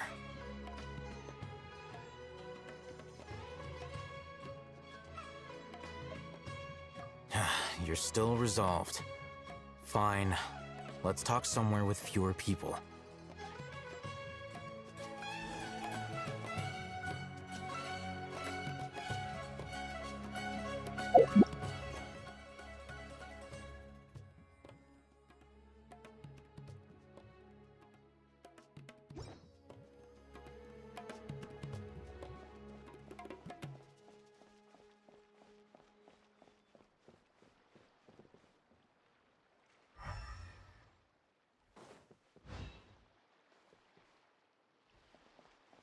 Talk to the bartender if you want a drink. Let's continue our conversation here. If you wish to learn more about the knowledge capsule that the Academia lost, then you must help me with something. I need you to find someone named Dory, a traveling merchant. Unlike the peddlers who hawk inferior knowledge capsules, she often has quality goods in stock. Some say that as long as there is profit to be made, there is nothing she won't dare to sell. She's guarded against people from the Academia because most of her wares don't comply with Academia regulations. I think she blacklisted me. I met with her informant, but it soon became clear that they had no intention of letting me get any further. Become one of Dory's customers and earn her trust. This is my condition for further collaboration. Why do you want us to meet with her? Until you complete this task, you don't have question privileges. Fine. So how do we go about doing this? You two are outlanders who haven't been here for long, so Dory should view you as safe clients. I'll give you the informant's address and their contact password. Beyond the password, though, I have no way of knowing what other tricks she might have up her sleeve. You'll have to improvise. This is kind of nerve-wracking. The true challenge begins after you meet her. She has a keen nose for Mora and a shrewd eye for wares, and she only likes customers who she deems to have good taste. I'll prepare some funds for you. Buy her highest quality wares and earn her approval. What? We only just saw a knowledge capsule for the first time! We don't know how to tell which ones are good and which ones are bad. Is that something we can learn quickly? That's true. Have you two heard of elemental sight? Oh? That's a surprise. Guess I'll have to hold you in higher regard. Anyway, that ability should resolve your issue.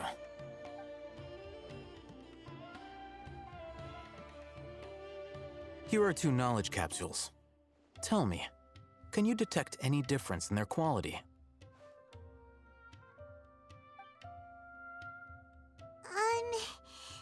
They look the same to Paimon. Try inspecting them with elemental sight. How'd it go? Did you see anything? Rumor has it that higher quality knowledge capsules generally appear brighter when viewed through elemental sight. That's because knowledge originates from Irminsul, the root of Dendro power itself. The more powerful the knowledge, the richer it is in Dendro energy. However, some canned knowledge with a high concentration of elemental energy is of little use in contemporary times, so those capsules are of little value. Using elemental sight is merely a stopgap measure, but it should suffice for earning Dory's trust. That sounds pretty impressive. Here's a sheet with the informant's location and contact password, and here is the Mora for purchasing canned knowledge. Don't be cheap. You'll need to spend to catch Dory's eye. If there's any Mora left over, just keep it. Oh, and be sure to exercise some caution. There have been Matra present in Port Ormos lately. Your efforts will be for naught if they catch you. Matra?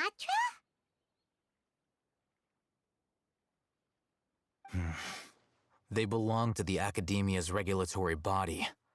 They also handle cases of illegal canned knowledge transactions. Like I said, the Academia has banned both their trade and possession. The Matra are razor sharp. You're in for nothing good if they lock their sights onto you. If you two want to back out, now's the time. Okay, then we have a deal. If you succeed in your dealings with Dory, come find me at the Wikela Funduk. We'll have an open discussion then. Looking at what Al-Haytham wrote, Dory's informant is a trader near Old Ormos. Let's follow these instructions and try to get in contact with him.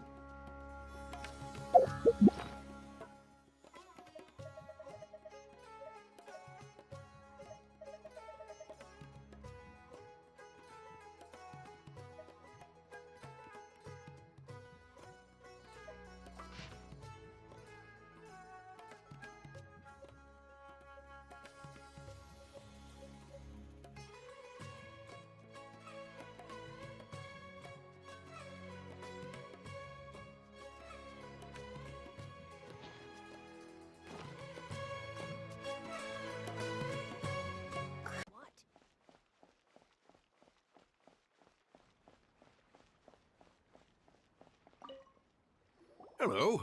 What are you two looking to buy?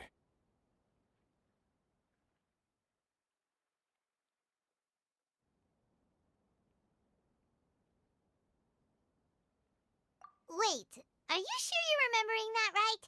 Paimon doesn't think it was that on the paper. What a unique palate.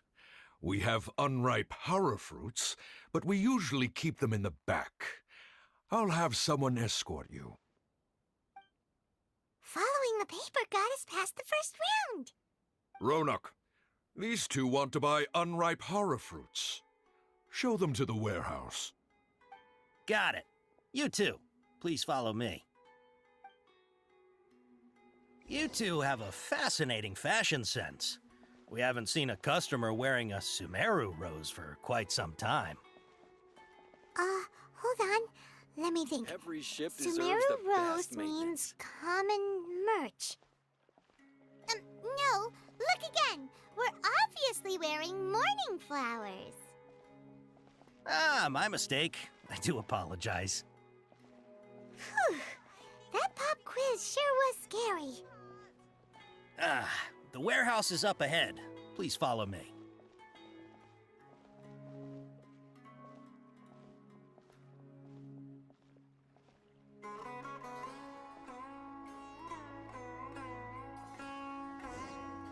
Before I retrieve your products, I need to confirm a few things. Please forgive me, but we may not have sufficient stock for you today. Earlier, many of our hara fruits were taken by mice.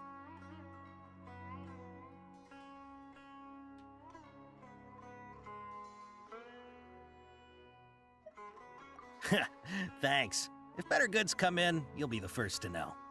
You look like you have some skill.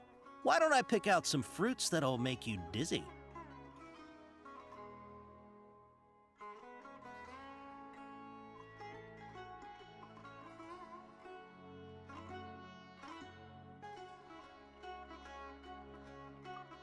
Yep, that's the right answer.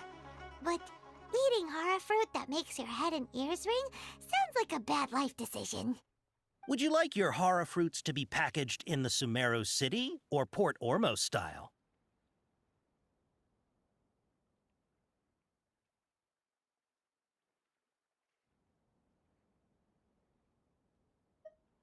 Wow, you two sure are generous customers. We'll be sure to package your products beautifully. Okay, everything has been confirmed. Miss Dory is waiting for you up at... Shoot! It's the Matra! Run! What? The matcha? Where? I'll hate them said we're done for if they catch us. We gotta get out of here.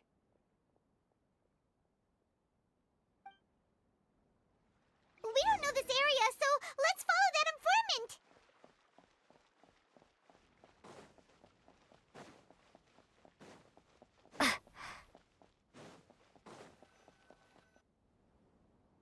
He ran that way.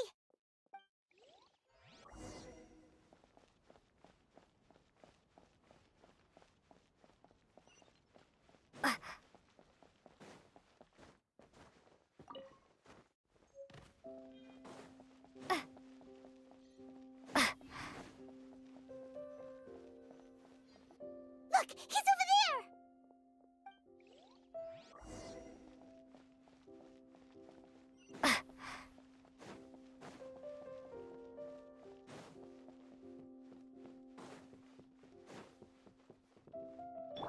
The wind rises.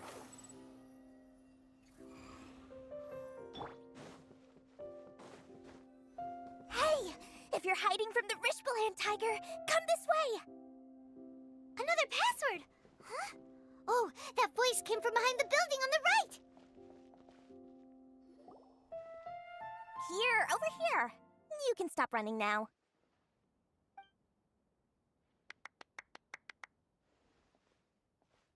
So you were the one who was calling out to us just now. But, are we definitely gonna be safe here? These two good customers wish to buy some hara fruit, Miss Dory. And if there's nothing else, I'll just excuse myself. Oh, very good. Thank you. Huh? Wait, you're Dory? Paimon sure thought you'd look a whole lot scarier. Hey, what are you trying to say, Princess Pea-Brain? I can be scary enough when I need to be, believe you me. If you don't watch what you say, then you can forget about doing any business. But it seems you two have actually done pretty well so far. Not only did you manage to find the informant, your reactions were also pretty sharp. You don't really look like criminals or anything, but I bet my Mora that you've been involved in some shady dealings, haven't you? Paimon's not sure if that's supposed to be a compliment, but we'll take it. I can't risk doing business with people who start huffing and puffing after just a few paces. No matter how much Mora they might have. Not only will they get caught by the Matra, but they'll also get us into trouble. As decent folks trying to run an honest business. We don't need any of that. Wouldn't you agree? So that's why I prefer to have customers like you. It's your first time here, but don't worry, I won't ask too many questions. Even if you wish to buy enough knowledge capsules to decorate your house with, please, knock yourself out. As long as you have lots of round, shiny Mora, then we're all good. Ah, yes, of course, of course. Go ahead, help yourselves. Voila! Wow, she has a trove of canned knowledge. Whew. She'd probably be in serious trouble if the Matra caught her with all this. What kind of products do you seek, my dear customers? Don't worry, I'm not interested in your reasons for buying. I can, however, offer some suggestions. Take this one, for example. An analysis of the sociological ideology and dialectics of the Hilichurls. Only 3 people in all of Teyvat have ever studied it, making it extremely rare. It's on sale now for 350,000 Mora. Yeesh, who would want to be an expert in that topic? Or how about the architectural styles and construction methods of Teyvat in the early Archon War period? With this one, you can become an expert in historic architecture preservation and find an excellent, well-paying job in nearly any nation. Ooh, now this sounds like it could be useful. 2 million Mora, and it's yours. No discounts. Whoa! That's a lot of Mora! Of course, you are free to pick whatever your heart's desire. The contents and price of each knowledge capsule are indicated in small text on the body of each one, down at the bottom. Alright, let's try the method that Alhaitham mentioned.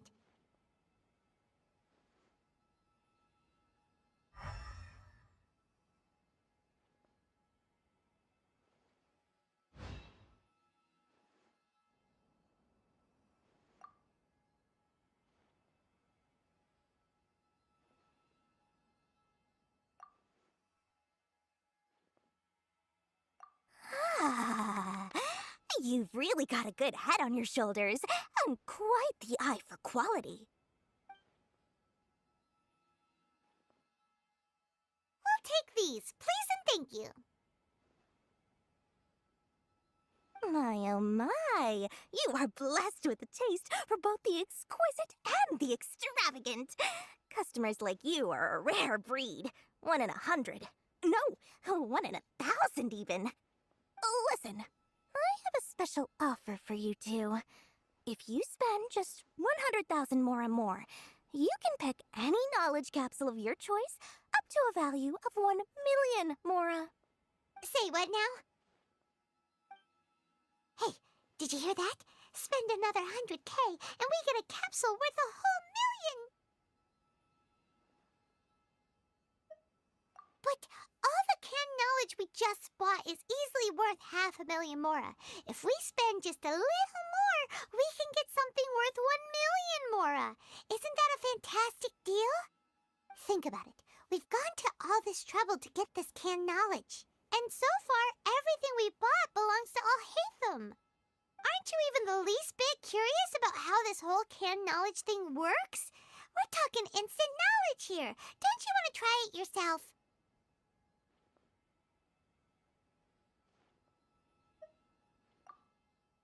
Come on, come on! We still have around 100,000 of Alhaitham's Mora left, so let's put it to good use by finding something useful for you. Ahem. You've got a deal, Dory. We'd like to spend an extra 100,000 Mora. Excellent! Then please, select from this fine collection of canned knowledge over here. Hold on a second. Paimon thought we could choose whatever we wanted. Why can't we choose the ones from over there? Oh, but my dear customer, the knowledge capsules over here are worth 1 million Mora each. I'm sure discerning customers like yourselves will be able to find something to your liking. Please, take your time. Uh-oh, Paimon has a bad feeling about this. Let's use Elemental Sight again to check these.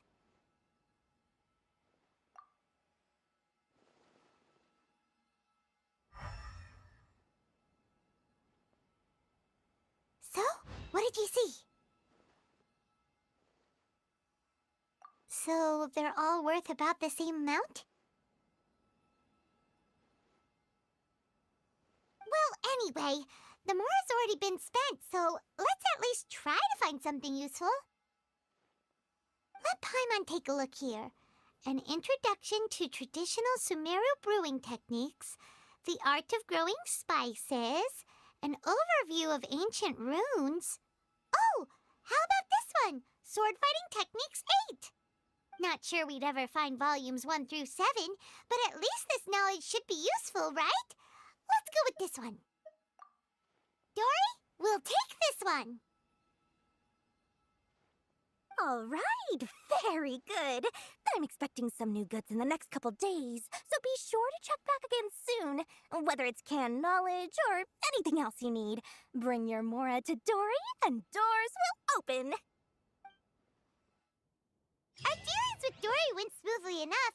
Let's head to Wakala Funduk and meet up with Alhaitham. Hopefully now he'll finally tell us about what the Academia lost.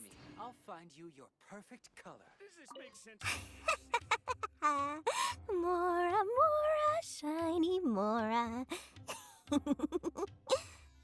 Oh, please come back anytime you need something.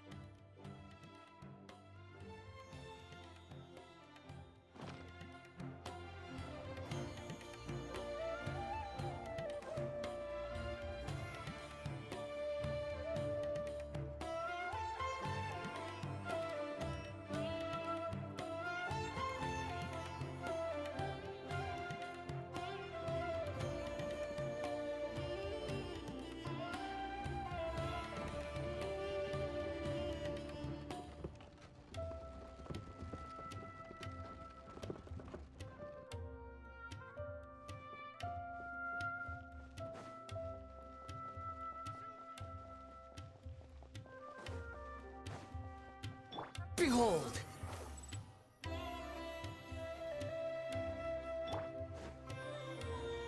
Ha, you two made it. And from the looks on your faces, you were successful. Whoa, there's so many people from the Academia here. Why would you pick this place as our meetup spot? Well, Wakela Funduk is under the Academia's control, so naturally the Academia has people working here. I came to Port Ormos under the pretense of conducting official business. You're a pretty daring guy. Relax. No one here is interested in anything we say, and the Matcha won't come here. Okay now, tell me how your encounter with Dory went. Okay, we did what you asked. So, can you tell us about the knowledge capsule that the Academia lost now? Before that, I have to ask, why are you two so intent on tracking it down? You don't have to answer, of course. Yeah, she just wants to meet the God of Wisdom and ask her about something important. We've been in Sumeru for a while now, but we still haven't found a way. When we heard that the Academia had lost something that might be related to the gods, we came here in case it turned out to be our lucky break. In that case, you're on the right track. A short while ago, the Academia lost a knowledge capsule in the desert. It's supposedly a divine knowledge capsule. Use it, and you'll gain the wisdom of the gods. Wow, there's really such a thing as that? Hey, if we find it, do you think we could learn how to meet the Dendro Archon? Ooh, or even how to find your brother? I highly doubt it has any mystical properties, but it does indeed exist. And it's right here, in Port Ormos. So, where exactly? That's what we need to find out next. I won't deny that. I am investigating because I'm curious as to what the Divine Knowledge Capsule truly is. As you know, the Eremites in Port Ormos also have their eyes on it. It is an extremely precious item. The knowledge contained within may bring great power or wealth to whoever has it in their possession. Several brigades have been vying for ownership of it as of late, but there is still no victor. My personal finances and connections cannot compete with those of the Eremites. After attempting various methods, I finally managed to reach a tentative agreement with several brigades. I agreed to forego ownership of the Divine Knowledge Capsule in exchange for the opportunity to study it. After all, there's no harm in understanding what it is. However, there are those who are less amenable to negotiation, such as those from Ain al-Ahmar. They adamantly believe that the Divine Knowledge Capsule contains King Deshret's power, and that he will return to this world when they obtain it. They refuse to let anyone from the Academia tarnish their deity's soul. So you kept hounding them because they refused to cooperate with you? Yes. Ain al-Ahmar isn't exactly wealthy, but its members are determined to get that capsule by any means necessary. To that end, they've resorted to many methods more foul than fair in order to amass sufficient funds. So, I've been sabotaging their business to force them into negotiating with me. The Divine Knowledge Capsule should be up for a secret auction within the next few days. Each brigade will place their own bid, and the prize will be covertly given to the winner. To ensure the capsule's security and to evade the Matra's notice, the winning brigade will not publicly disclose their victory. Unless I know whose hands the Divine Knowledge Capsule ends up in, my agreements with them will fall through. Dory is the most reliable source of information, but that avenue was previously closed to me. With you on board now, the situation is different. In other words, you wanted us to befriend Dory so you could find out where the Divine Knowledge Capsule is. Yes, you can say that. But this arrangement harms none of us. The day after tomorrow, go back to Dory and try to purchase information on the Divine Knowledge Capsule's whereabouts. If she has no information, wait 2 days and approach her again. If I get the opportunity to study the Divine Knowledge Capsule, I will relay my findings to you. Will that suffice as compensation?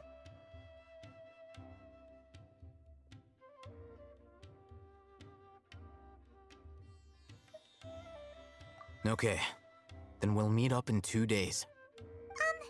Alhaitham, before you go, we actually bought a knowledge capsule for ourselves, but we're not sure how to use it. You two want to try using a knowledge capsule? Sure, I can teach you. Doing so right under the Academia's nose is a bit problematic, though. What do you say we head to the outskirts of town?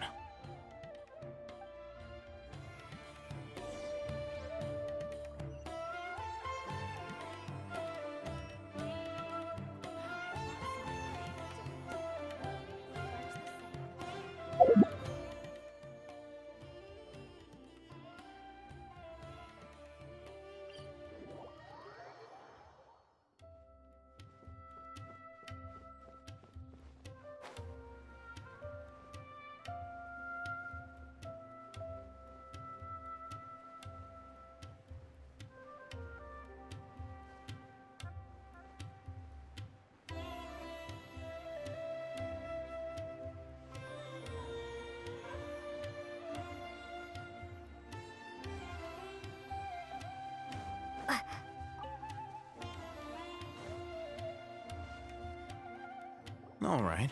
This place works. Show me the capsule you purchased. Here. Sword Fighting Techniques 8. Huh. A combat class knowledge capsule. This class is something of a rare find these days, since most have been taken by the Eremites to augment their battle capabilities. Really? Ah, yeah, what a great buy! If you want to determine the efficacy of this capsule, I can evaluate your combat ability. However, effects will likely be minimal if you already possess a high amount of strength. We can conduct a controlled experiment where you fight 2 battles, one before using this knowledge capsule and one after. While you fight, we can use an Akasha terminal to monitor your various physical parameters. There may be variances in your physical strength between the 2 tests, as well as a disparity in your opponent's abilities. But don't worry. I'll run statistical analyses afterward to mitigate any confounding effects. Wow! Haytham!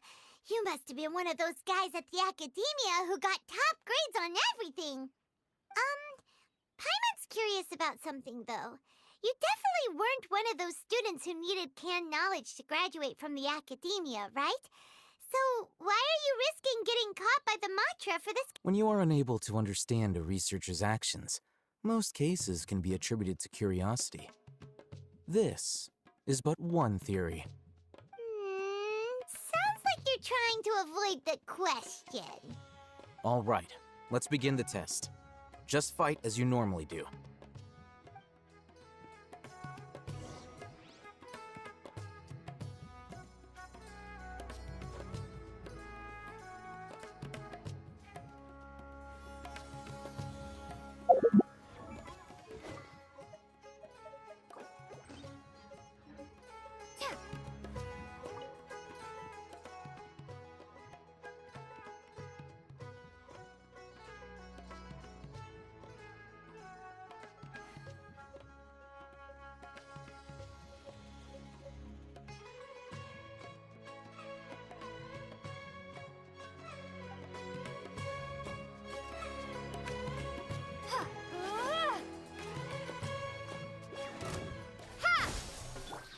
Fire hazard!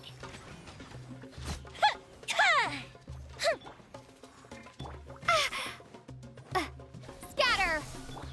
Teamwork is dreamwork! The wind rises. Ha!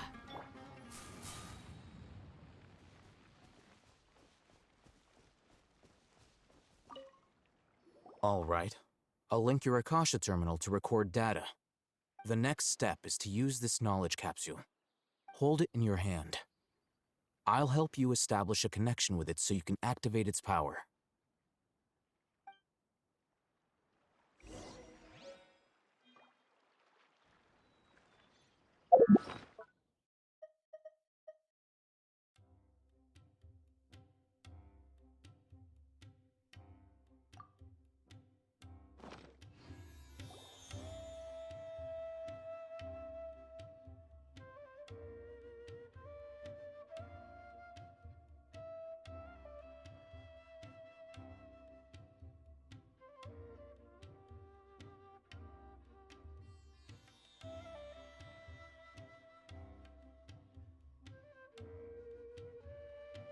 Hey, how are you feeling?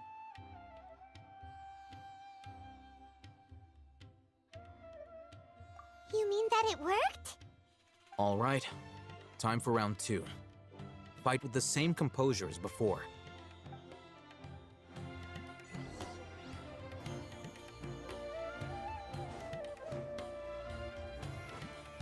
Spring forth! Ha! Let's light it up! Time for a light show!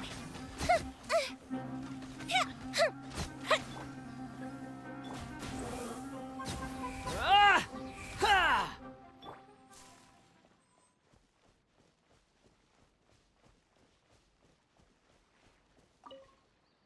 Now, I'll start recording data again. Haytham, how's it going? Well, the knowledge capsule you purchased did improve her combat capability. During the second fight, her overall fighting performance increased by 0.073%. Wait, how much?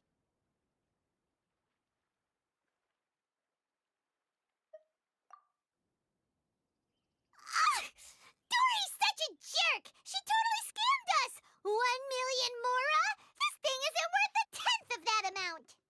Of course, this could be because she is so powerful that the capsule's contents were unable to produce a substantial increase. At the very least, this test allowed me to gain more insight into you two. Our deal seems increasingly worth my investment. I'm heading back to Ikela Funduk. I await your response in 2 days' time. This is Mora for when you ask Dory for information. Pay her as much as she requests.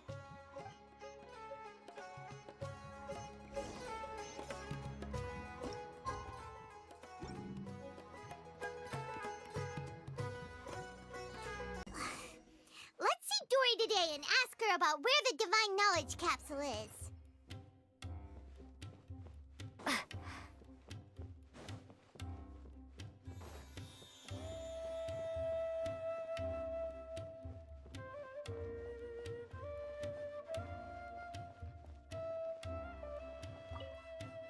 Here, over here! Oh, welcome back, my loyal patrons. What can I do for you this time? You name it. Canned knowledge, supplies, or anything else you need. I'll find a way to get it. Where there's a waterfall of Mora, there's a way. Can you really get us anything we want? Anything at all? Aha! So it appears that canned knowledge alone is no longer sufficient for your opulent appetite. Then please, oblige me. Tell me what you have in mind. Oh! I knew customers with pockets as deep as yours would undoubtedly crave something more profound than ordinary canned knowledge. But you know, that kind of information isn't going to be cheap. After all, I had to work really hard to weasel my way into the auction site. Not to mention that if anyone found out that I was the leaker, I would be in big, big trouble. But how can we be sure your information is accurate? Paimon's curious how you just happen to have this kind of info the moment we need it. Because to me, anything of value is what I consider to be my supply. Therefore, I must always be aware of what's hot on the market in order to secure more sales. As for the information's authenticity, well, you've no need to worry about that. I used a camera to take a picture of the transaction. That way, no one can dispute it.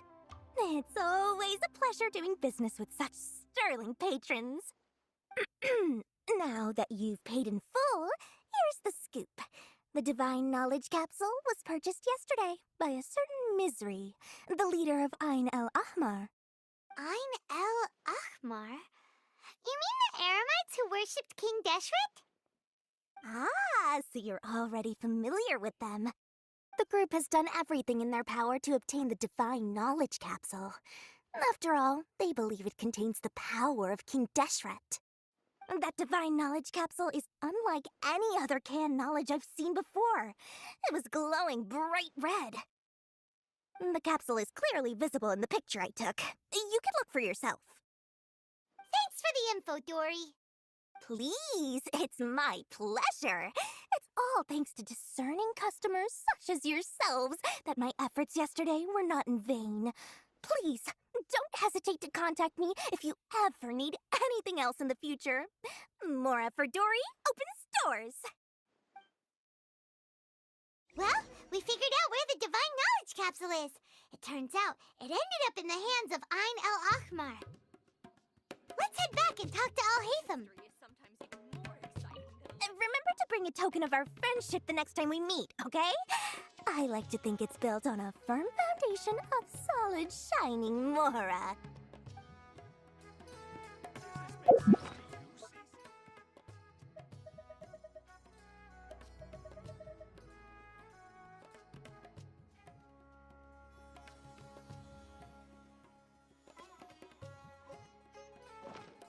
Trust me, I'll find you your perfect color.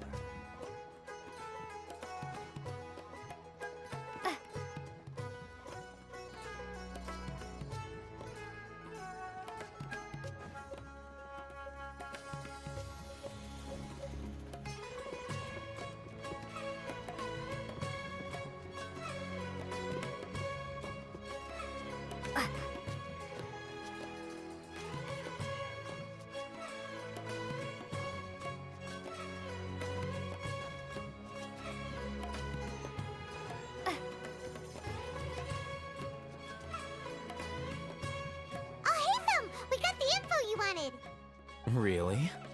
All right. Let's hear it.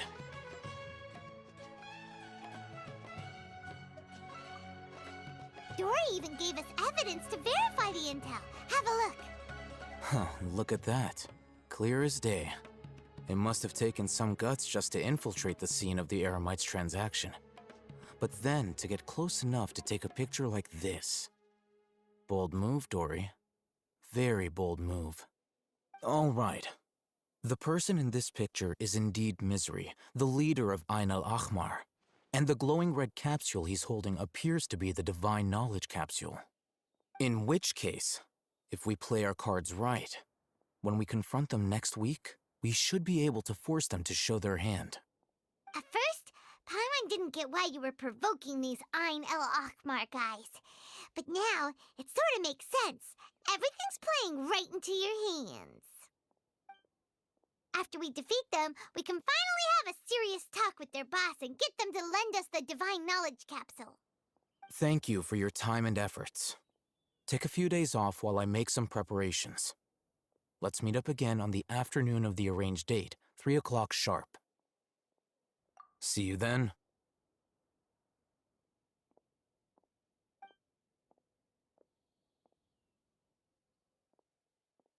Oh, Hatham sure is taking his time.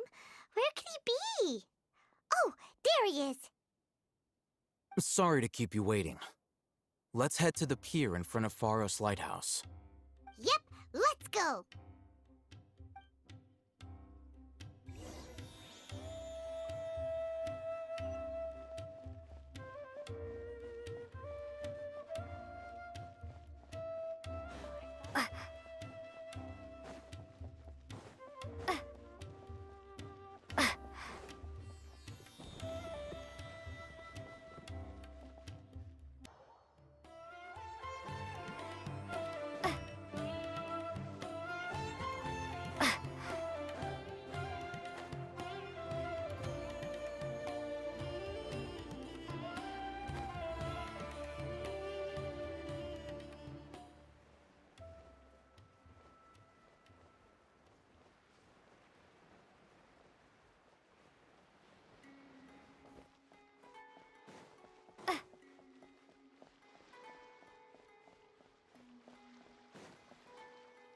Alhaitham.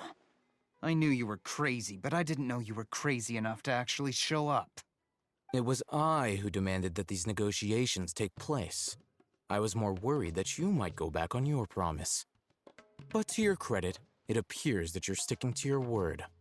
This is turning into quite an occasion. I also brought some backup. I assume you don't mind. Backup? Aren't you the brat from the restaurant the other day? You've come to support this lunatic because he helped you out? Fine, your funeral. I'm not going to mince my words. Once we're done with you, you'll be nothing more than fish food. Get 'em, boys!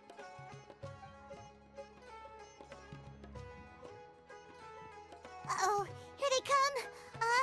Good luck, you two.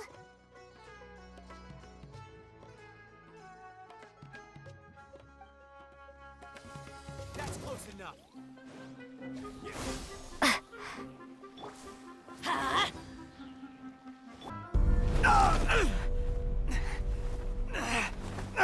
Academia scum!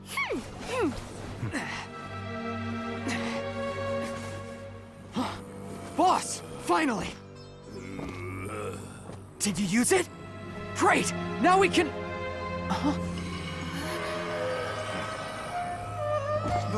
Boss? Boss!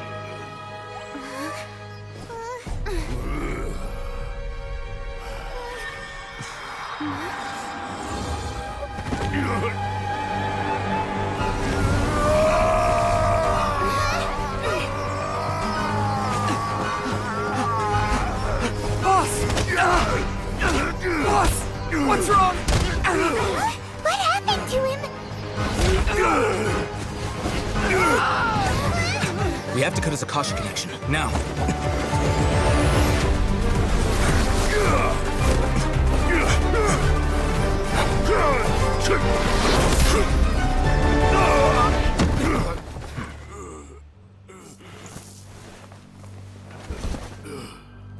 required. Arrest him!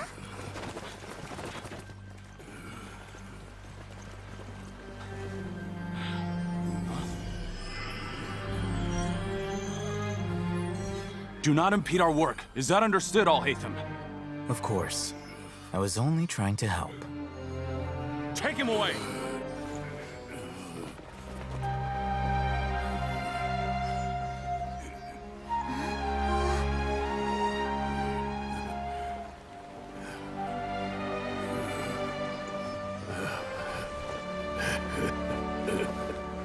World, forget me.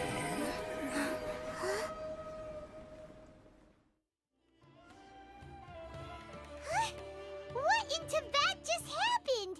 It's like that big guy suddenly lost his mind. It looks like he used the Divine Knowledge Capsule. You mean the Divine Knowledge Capsule did that to him? Oh, yeah. You mean how some researchers go insane after getting knowledge from Irminsul? I've heard of numerous incidents of researchers in Satyavada life going insane. The state that man is now in suggests that this is a similar situation. This Divine Knowledge Capsule does appear to be linked to the gods, but beyond that, it doesn't seem anything like the rumors suggest. Possessing it doesn't grant you divine wisdom or power. Did you hear what he said? World, forget me. What could that possibly mean?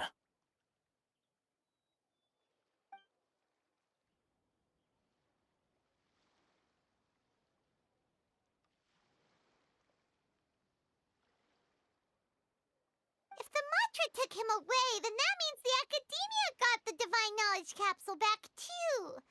What a shame. We were so close. Still, Paimon didn't expect the Divine Knowledge Capsule would be so dangerous. Imagine if we tried to open it. Oh, who knows what would have happened to us? As things stand, there is no reason for me to remain in Port Ormos. I believe our collaboration has also reached its end. Oh, we were so busy trying to find the Divine Knowledge Capsule that Paimon forgot to ask you something. Since you're a member of the Academia, do you have any idea how we can go about meeting Lesser Lord Kusanali? Truthfully, I don't. Lesser Lord Kusanali appears to exist outside of Sumeru's entire administration. Most of the time, you wouldn't know she exists at all. Moreover, since the Academia possesses the Akasha, a symbol of our deity's wisdom, scholars have no reason to desire to make contact with the deity herself anyway. Everything about Lesser Lord Kusanali is such a mystery! I'm heading back to the Academia. How about you two? It's almost the day of the Sub-Zeros Festival. Maybe we should head back too. We've been rushed off our feet over the past few days, so maybe a little rest and relaxation will do us good. Then we'll part ways here, Al-Haytham, until we meet again.